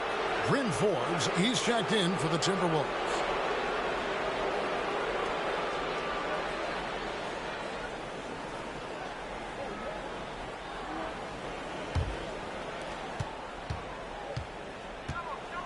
Anderson with the ball. Passes it to Prince. Looking for Gobert. He gets it there. And he takes it in for the layup off a very nice feed. Gobert's got 4 this quarter. Continuing to stoke the fire. His shot making has been absolutely superb. It's stolen. And now Minnesota on the fast break. Forbes the pass to Noel. With his first shot attempt, and it's Gay with the rebound. Not sure if that's the shot you were looking for, but it's a fairly clean look. Almost have to take it. Here's Sexton. Rudy Gobert with the rebound. Gobert's got 9 rebounds in the game, getting it done. Here's Noel, defended by Sexton. And here is Prince, still getting warmed up offensively. No scoring yet from him. A rebound by the Jazz. Sexton's got his 4th rebound in this one. Horton Tucker, the pass to Sexton. There's 1:54 left in the first half of basketball, and a missed layup. Here's Noel. Now here's Gobert. Pass to Noel for 3. Horton Tucker with the rebound. And it's Utah's ball. They're on a 16-6 run. The pass to Sexton. 1:22 left here in the second. And the layup falls. And getting better at distributing in the pick and roll. Sexton wants to evolve more as a passer. Timberwolves leading by 3. And Forbes kicks to Prince. The 11-footer. Utah with the rebound. Sexton's got 5 rebounds tonight. On its way from Beasley for 2. A rebound by the Timberwolves. At one point, they led by 16. Prince with it. Guarded now by Sexton. Pass to Noel. And foul on the shot. He'll shoot 2 at the free throw line. This is his first free throw of the game.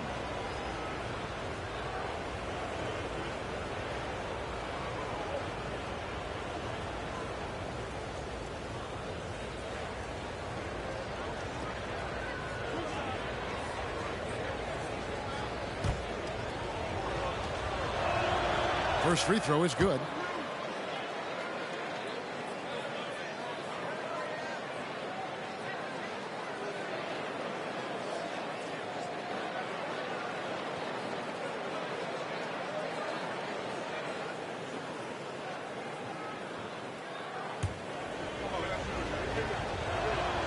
Both good from the line that time. I'll tell you, he doesn't give points away. Excellent job from the line. They could use a big shot here to get this offense going. Too many empty possessions. Right now, they need a basket. Gay sets the pick for Sexton. Kicks it out to Gay. From outside, off the mark. More good work on the glass there. When it's all said and done, I think rebounding might tell the story in this game. Prince against Sexton. Gobert with a screen on Sexton. And here's Prince outside. And some good action through the first 2 quarters as we reach halftime. Timberwolves ahead. They lead by 5. And now let's catch up with David Aldridge, who's standing by from the sideline. All right, Dave. Thank you, Kevin. Carl, you guys have built a lead. What is the key to maintaining or increasing it going forward?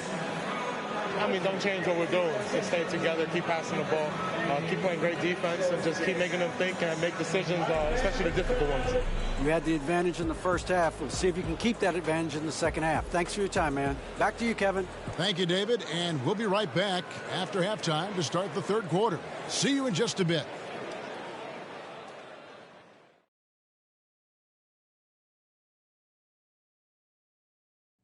It is a wonderful night for basketball and a wonderful time to get a quick, wonderful rundown of how the wonderful West looks early on in this wonderful season.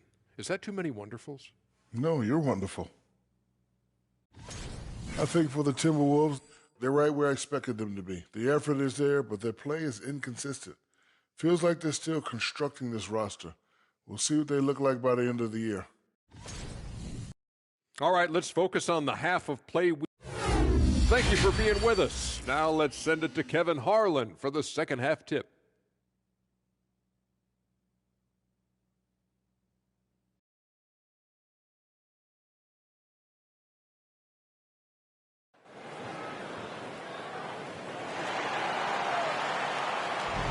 And welcome back to the second half of our Halloween broadcast. Rudy Gobert has been sensational. Well, with a double-double in hand through 2 quarters, you can just imagine what his stat line will look like at the end of this one. They're asking a lot of him, shouldering the load in a number of areas. You just hope he has enough left at the end. And if you're just joining us, we've played through the first half in a game that's been fairly even so far. Jared Vanderbilt out there with Kelly Olynyk. Then there's Jordan Clarkson. Then it's Conley, and it's Markkanen in at the 3 slot. That's the group right now for Utah. Conley dishes to Markkanen.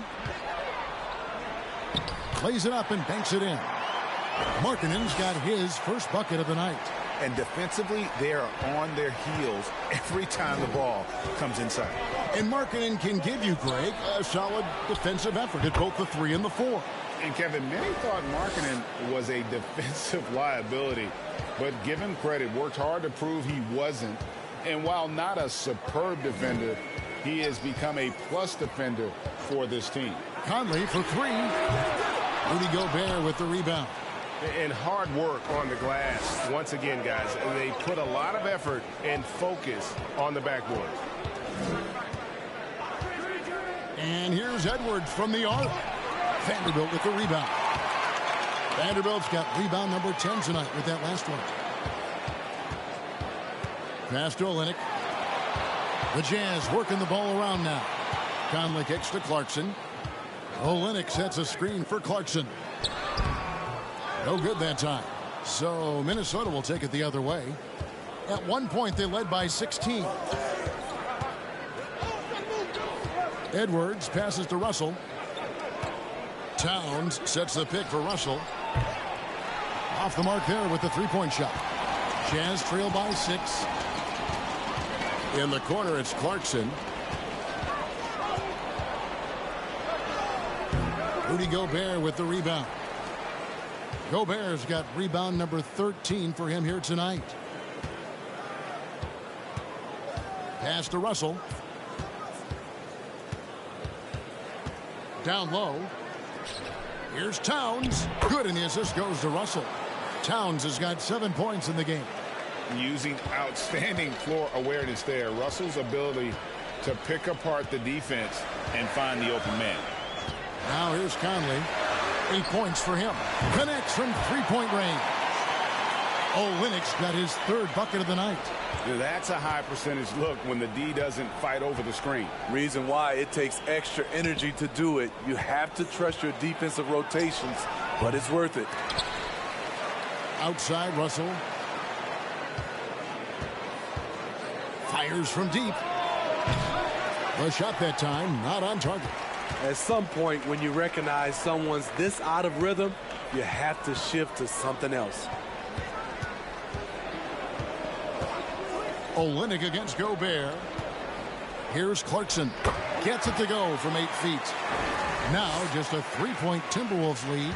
And nicknamed the flamethrower for a reason. Clarkson can light it up with the best of it. Towns a screen on Conley. And the pass to Towns. Off target from outside. And here's Clarkson. He brings it up for the Jazz. Since halftime, they've only allowed 5 points. To the middle. It's deflected. Towns with the steal.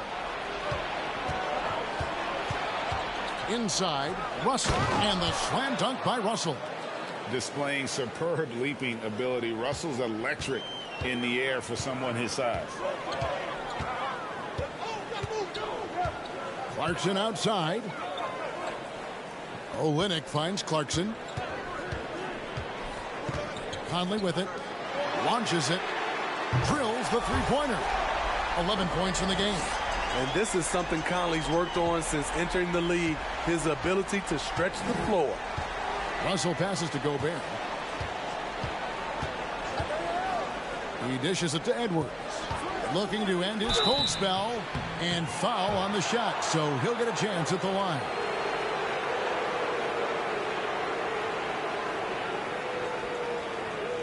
And let's get your take, guys, on the scoring breakdown for Minnesota. I think they've looked to dump it down low as often as possible. And so far, they've been super successful using this attack. And during this game, they sliced the D apart by just attacking the rim. Flat out dominating them inside. That free throw missing.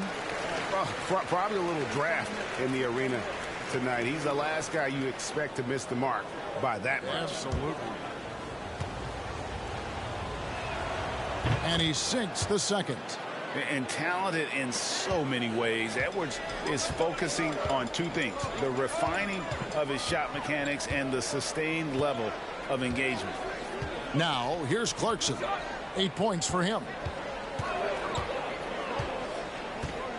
Pass to Conley. Back to Clarkson. Pocket 6.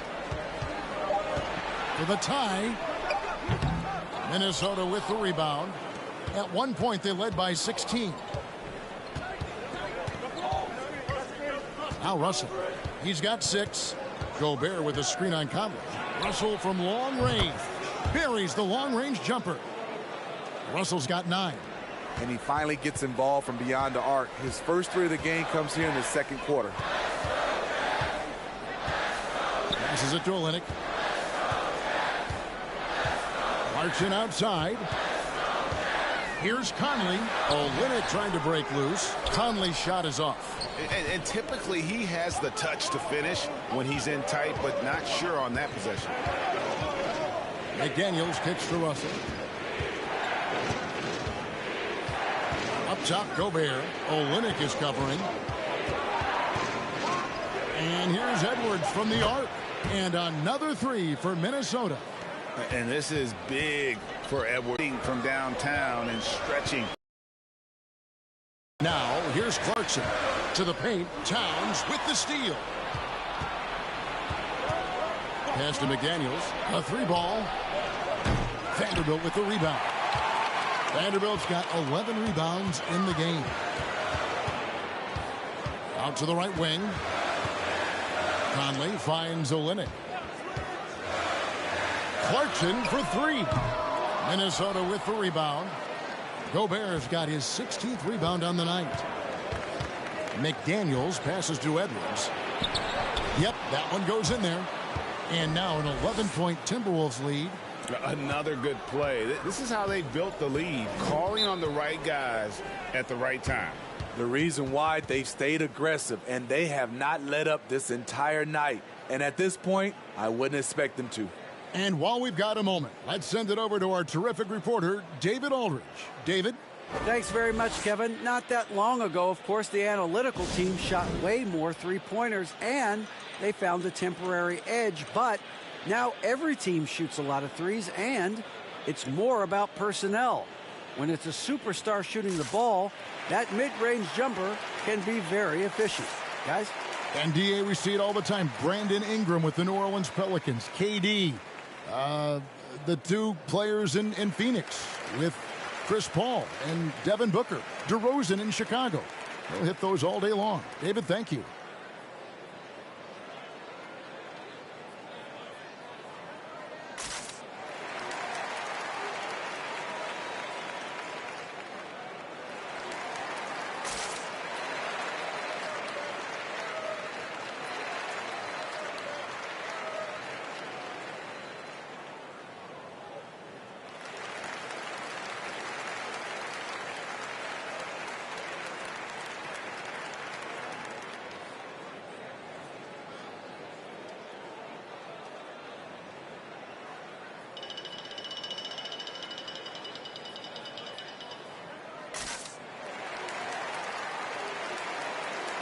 Noel, he's checked in for D'Angelo Russell.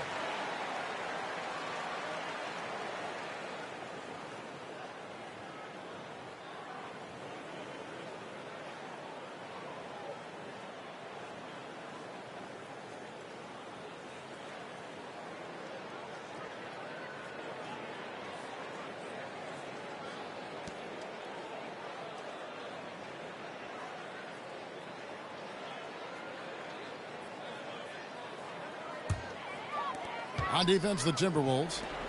11-point game. To halt the run, shooting foul as the whistle blows. He'll shoot 2 free throws. If Marketing can do this, play a little bully ball from time to time, watch out. For Utah, they have shot 3 of 6 at the foul line.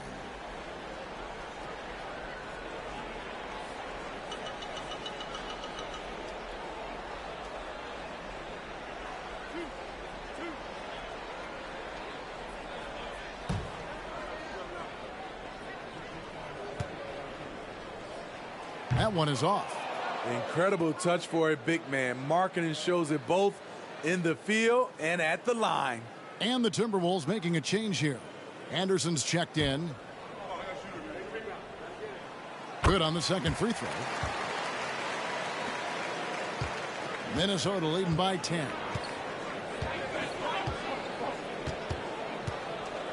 Gobert with a screen for Anderson to the inside and finished off by Gobert.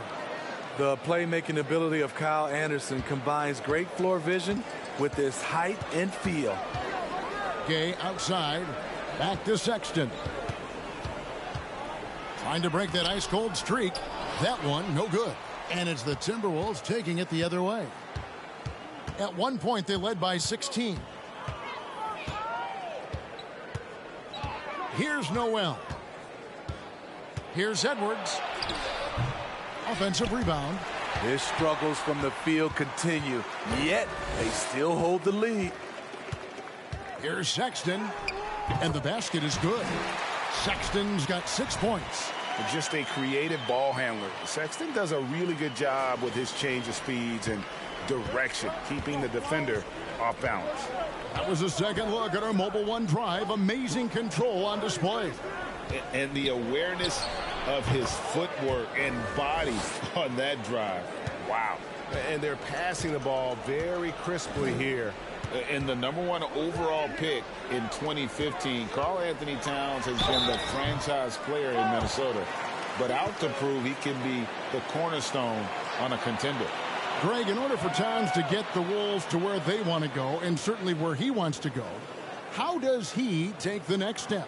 For me, last season, an inconsistent playoff performance for Cat. He's got to make an imprint on the game, even when shots aren't falling. And the first one drops. Horton Tucker's checked in for Utah. Prince is checked in for Minnesota. Bryn Forbes comes in for Edwards.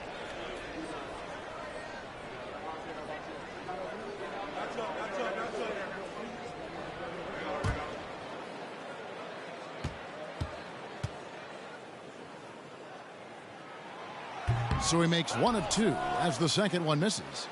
Timberwolves leading by 11. Noel passes to Prince. Here's Towns. And it's wide right. Hits off the rim. Decent look from mid-range, but there may have been a better option for them in that set. High arcing shot. The shot by Sexton, no good. Timberwolves have gone 8 of 16 in the third quarter to put their second half shooting percentage right at 50%. And stolen by Gay. He kicks it to Sexton. Beasley for 3. Minnesota with the rebound. Anderson's got 8 rebounds in this game. They have been board dominant in this game. That's definitely been a factor in crafting this huge lead. Here's Noel. Fade away. Sexton grabs the board.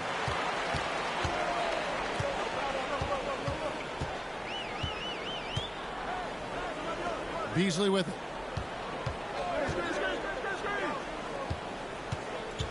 Now the pass to Horton Tucker. 6 on the shot clock.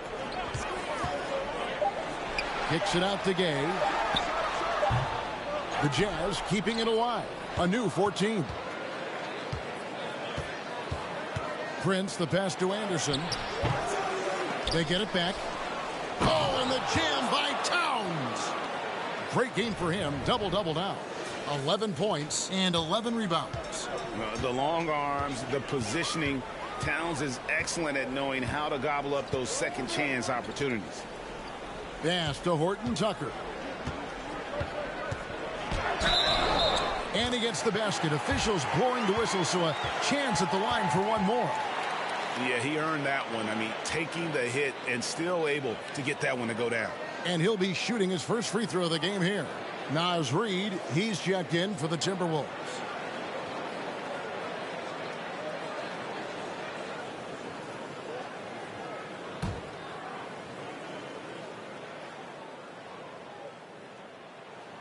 Horton Tucker is a scorer, someone that tries to give his team a jolt of energy. And it's Anderson with the ball for the Minnesota Timberwolves. At one point, they led by 16. Now, here's Reid. He's still scoreless so far in this one. Here's Noel. Reid the pass to Noel. And he makes that one. And the Timberwolves lead by 12. Resourceful move there. That was not an easy one to convert. Especially given the height disadvantage. I love the way he created space for his shot. Now, here's Sexton. 6 points for him. Here's Horton Tucker. Kicks it out to Gay. The Jazz with another miss. And a big lead for them on both the scoreboard and the backboard thus far. Passes it to Forbes. The dish now to Anderson. They set the pick. And contact on the shot, so he'll be shooting free throws here. And this is his second trip to the line in the game. And you know, you'll take what he can give you from the free throw line. Looking at his numbers, just really not one of his strengths. Shooting in the low 60s last season.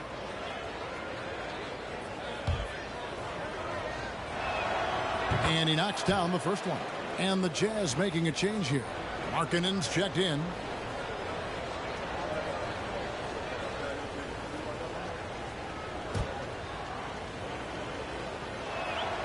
Both free throws good from Anderson.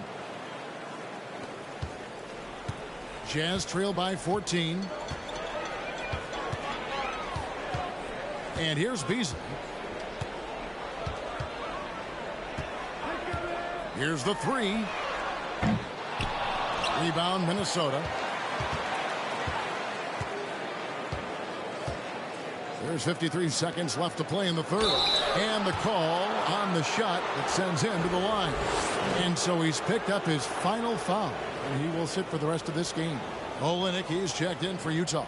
The Timberwolves been shooting right around 75% at the line. 9 of 12 so far. And just to mention, a season ago, they were very comfortable at the line, hitting about 78% of their free throws. The first free throw is good.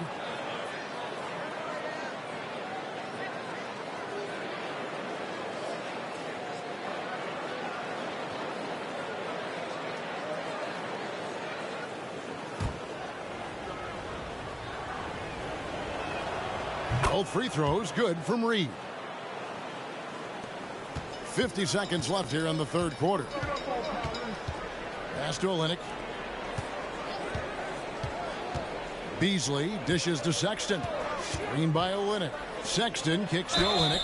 2 free throws coming up, and they call the shooting foul. A physical player, Kelly Olynyk, using his body well to attract contact. The Jazz have missed out on some chances at the line today. 0-6 of 11. Yeah, and fairly decent a season ago, about 77% from the line.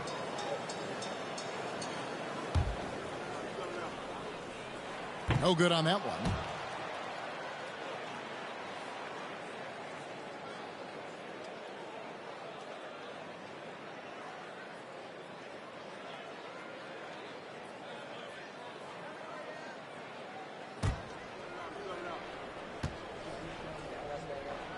And that trip coming up empty, missing both. Timberwolves leading by 16. Here's Noel. The shot, no good.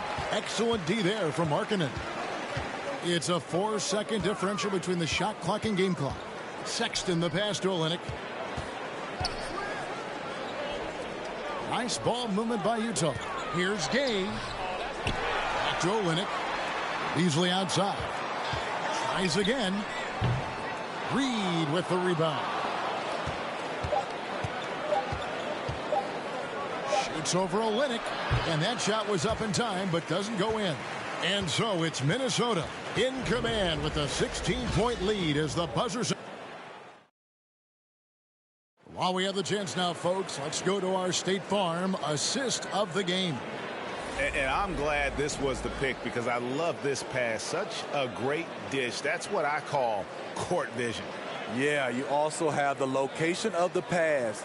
Puts it right where it needs to be, where his man can do something with it.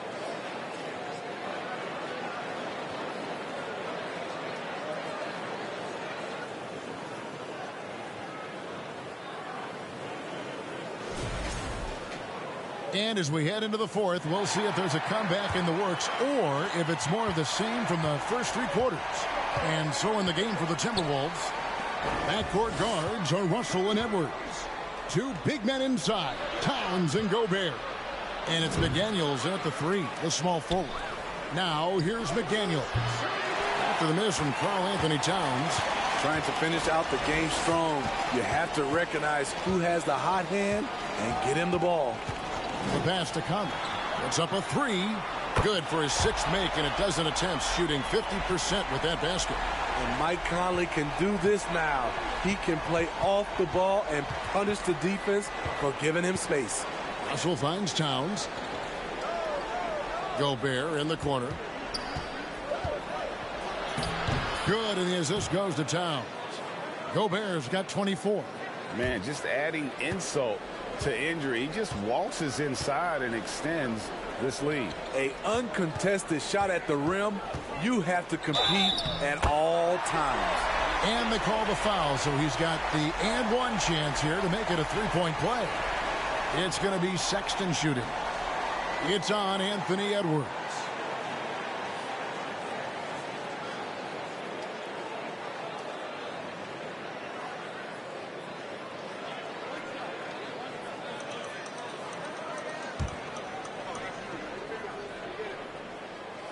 And Sexton, no good on that one. And the aggressiveness Sexton plays with is infectious. He motivates his teammates to play just as hard. Now, I tell you what, he earned his money on that foul.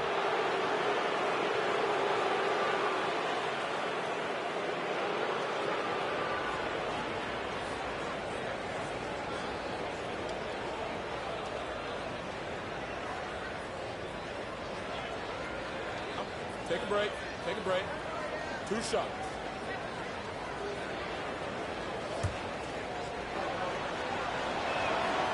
He's off on the first.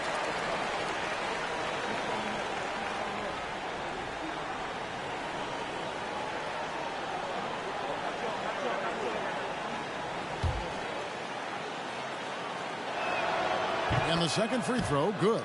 See, now he's getting defenders back on their heels a little bit. Getting to the foul line here in the second half. Russell against Conley. Olynyk dishes to Sexton. Over Edwards. The shot by Sexton, no good. And it's Russell with the ball. He'll bring it up for Minnesota. Just about 1.5 minutes gone by here in the fourth. Towns kicks to Edwards. 6 to shoot. Drives to the hoop. And it's good. 2 points. And that's 13 points for Anthony Edwards. You can't let Edwards get in the lane. Outstanding at using that burst of speed on the drive. Vanderbilt, a screen on Edwards. Here's Sexton. And the rejection by Towns. Oof, rough game offensively. He's really struggled and really probably why they're trailing.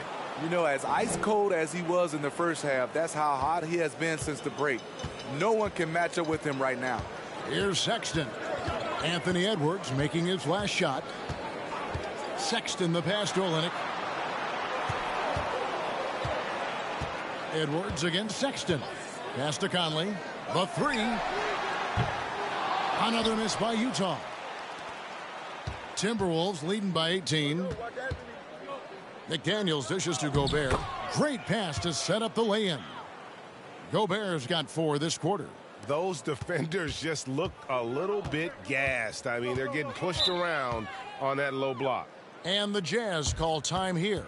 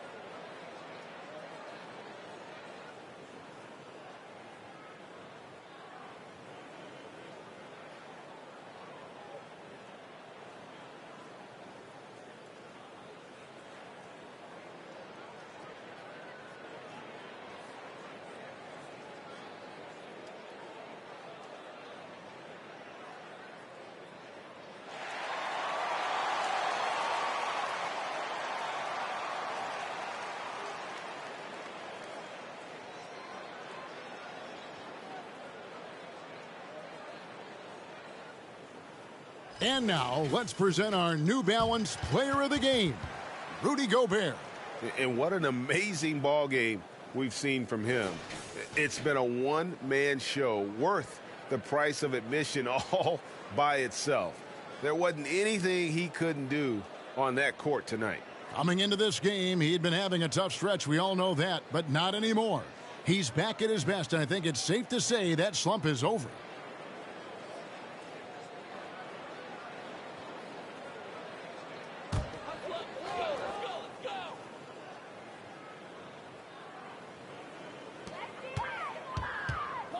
Clarkson finds Conley. And once again, off the mark by Utah. Timberwolves leading by 20. Russell passes to Gobert. Edwards against Clarkson. Here's McDaniels. The three-pointer is right on target. And after what was just a horrendous shooting performance in that first half, they're finally starting to find their rhythm here in the second.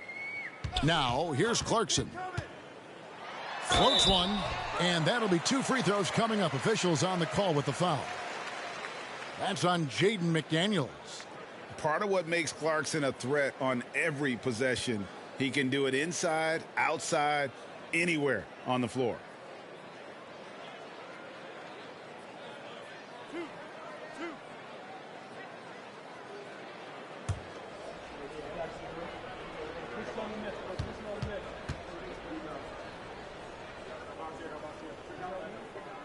Free throw good. Clarkson.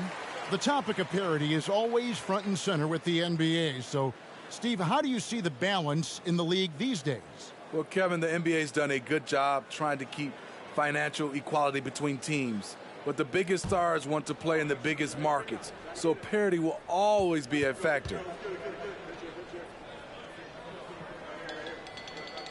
That one misses. And a guy who's bounced around the league a bit, Clarkson tightened up his game, and now he is a key factor in what this team does. And slam dunk by Gobert.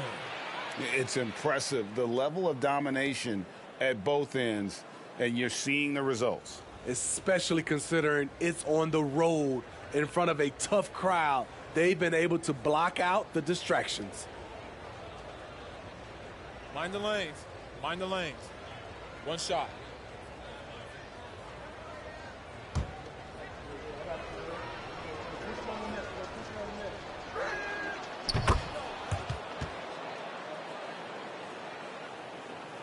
We've played just over 3.5 minutes now in the fourth quarter.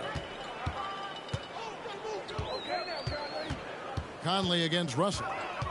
Shoots from 12. The Jazz with another miss. And here's Edwards. He'll bring it up for the Minnesota Timberwolves. They lead by the biggest margin of the game, 25. And you got to like Towns being assertive there. When he plays like this, it really makes the defenders uncomfortable.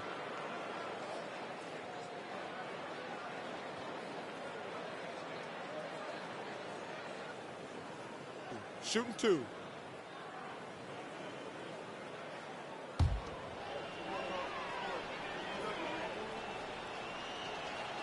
The free throw drops for Towns. And for coaches' challenges, the refs review their own calls. It's a little like grading your own test. Maybe, Greg, give that job to the review center. You definitely risk a confirmation bias, and everyone wants to be right. It does seem like some calls stand that probably could be reversed. Here's Abaji.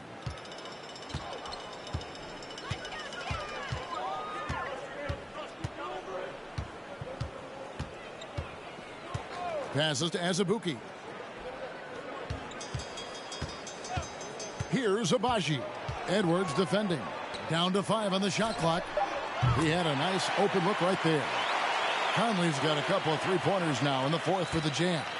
Calling his own number all night long. Conley can beat you in a variety of ways. And Gobert kicks to Edwards. Utah with the rebound. Vanderbilt's got rebound number 13 with that last one. Here's Horton Tucker. That one's not going to go. The Timberwolves go the other way with it. Here's McLaughlin, covered by Conley. Here's Towns. They get it back. Fouling like that isn't how you get back in the game. Both teams deciding to change it up.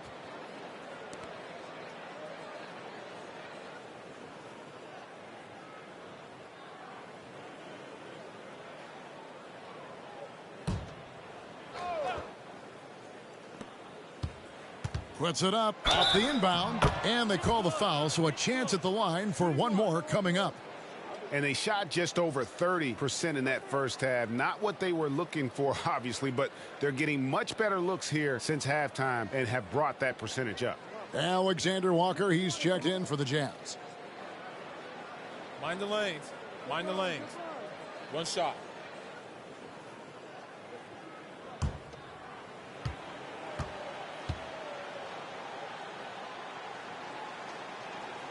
Free throw good, Edwards. Greg, you think of everything that goes into making it to the NBA as a player. Did it come easy for you, or was it all work? It's easy, really, to overlook the grind, but when you love the game, all those hours in the lab don't feel quite like work. At least not until you start getting a little longer in the tooth. You know, he's wiry strong. Conley's made a living taking contact and making shots. Near the three-point line, it's Edwards. Cans the shot with nobody near him. Edwards got 20 points. And he's starting to show that killer instinct this quarter, looking to extend the lead.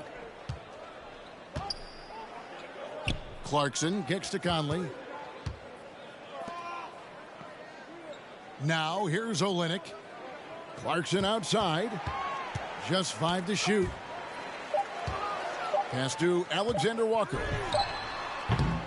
And it's off from three-point range. Timberwolves have gotten exactly 2/3 of their shots to find the bottom of the net here in the fourth, 8 of 12. Russell passes to Gobert. Back to Russell. The fadeaway. And that one goes long. It's a shot you would think he would make, but he just doesn't make it all the time. Russell against Conley. Puts it up from 12. Can't hit that one. Gobert with the defensive effort. Russell dishes to Gobert. Gobert double teamed. And the ball's tied up, so we'll have a jump ball. Steve, we know lots of front offices build teams purely around player skills and statistical lines. So that being said, just how important is chemistry on the court and that cohesion? It's a must. You can achieve a lot with chemistry. Building a beautiful culture, those are the teams that win championships. Now, here's Clarkson. From past the arc. It's rebounded by Towns. Now Russell.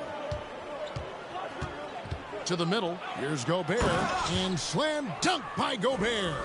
Tremendous intensity from Gobert. He sees an opening and leaps up for a slam. Olynyk, a screen on Edwards. The pass to Olynyk.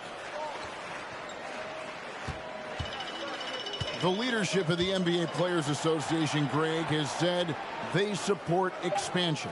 And two cities which seem to be the leading candidates, Seattle and Las Vegas. What do you think? Yeah, well, I love both. Had the good fortune of playing in both cities, and I'd love to see a team in my hometown. But it's bottom line, more teams means more jobs, and that's the sentiment I think most can get behind. And loving the strategy. Even though you're well ahead, you want to stay in attack mode. You want to stay aggressive, right at the rim, driving another nail into the coffin. Now, here's Markkanen. Back to Conley. To end the cold streak. Gets it to go from beyond the arc. Conley's got 22 points. They're still behind, but not because of his efforts. He's been unbelievable this quarter. Edwards inside. Here's McDaniels. And another three for Minnesota. And defensively, they've gotten a little careless, not playing with the same focus we saw in the first. Here's Alexander Walker. Edwards defending. Olynyk, a screen on Edwards. Unloads from 9 with the shot. Olynyk can't hit. Woo, that's just a case of bad defense and even worse offense. McDaniels finds Edwards. Gobert with a screen on Conley. It's a hand on it, and there's Gobert putting it right back in. Gobert's got 13 points in the second half. That's a signature move by Gobert. The length allows him to do what others can't. Feeds to Conley. Makes it off the glass. Taking things into his own hands this quarter, trying to keep his team afloat. Russell with it.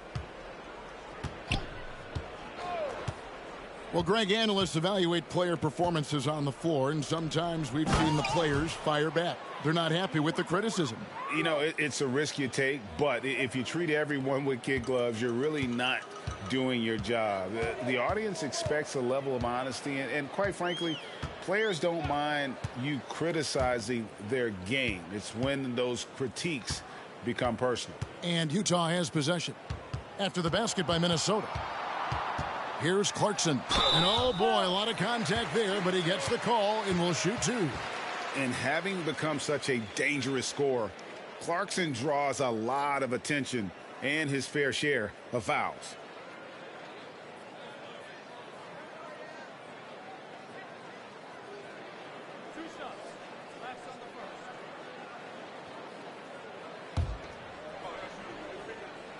The first one falls for the Jazz. Rudy Gay's checked in for Kelly Olynyk. Vanderbilt comes in for Markkanen. And Talen Horton-Tucker subbed in for Nickeil Alexander-Walker.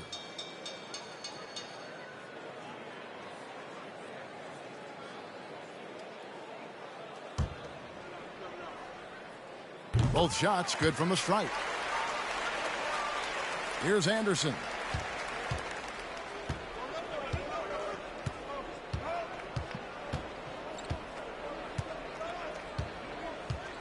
Pass to Noel. Wants to get it to Reed, and does. And good that time. Beautiful location on the pass, as usual. Led his man perfectly. Clarkson outside. Conley sets a screen for Clarkson. And that one clearly a foul. Gets the whistle, and 2 shots coming up. Greg, we know a lot of teams using former NBA officials now working as consultants to teach their players how the refs see the game. I guess always looking for that edge. Yeah, Kevin, I think it's a great idea because philosophically sometimes as the rules evolve, players got to learn how to evolve with them. So not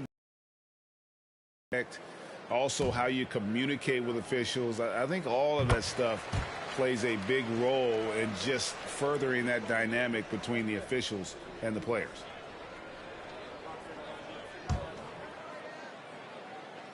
And so he makes both from the line.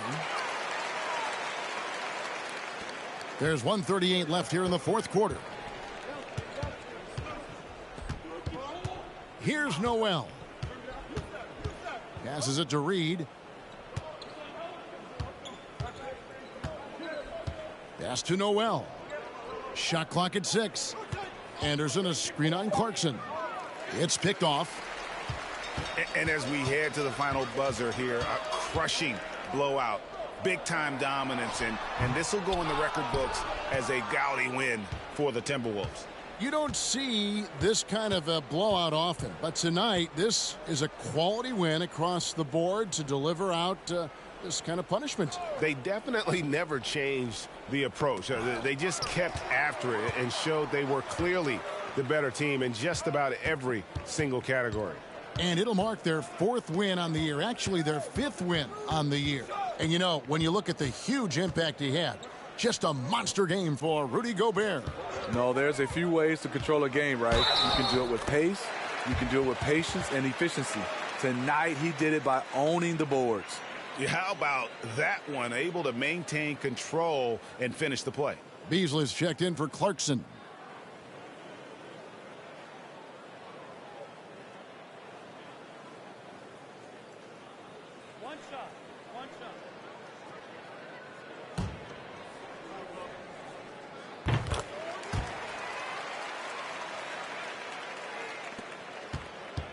Here's Minnesota. The pass to Reed. Prince against Vanderbilt. Prince's shot is good. And it's just competing, you know, giving your best when it matters most. It's called killer instinct. It's one thing to be close at the end. It's another to finish. Beasley outside. Pass to Conley. From outside the arc. So it's Minnesota winning this one easy. A resounding victory for them. And Greg, in enemy territory, no less. That's exactly right. But with the way they controlled the game and just completely took the crowd out of it, that's how to get it done on the road. And now let's go over to David Aldridge from the sideline for an interview with our player of the game. Hey, David.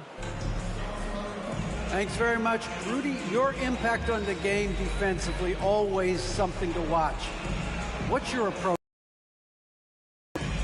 Just try to win games, you know, and my teammates without trusting me, being aggressive on the balls and try to be aggressive at the rim. And you know, when we play as a team like we do tonight, it's tough to beat us. You were in full Stifle Tower mode tonight, man. Congrats. Back to you. All right, David, great job. Thanks so much. And that'll do it, folks. For Steve Smith, Greg Anthony, and David Aldridge, this is Kevin Harlan thanking you for tuning in. See you later.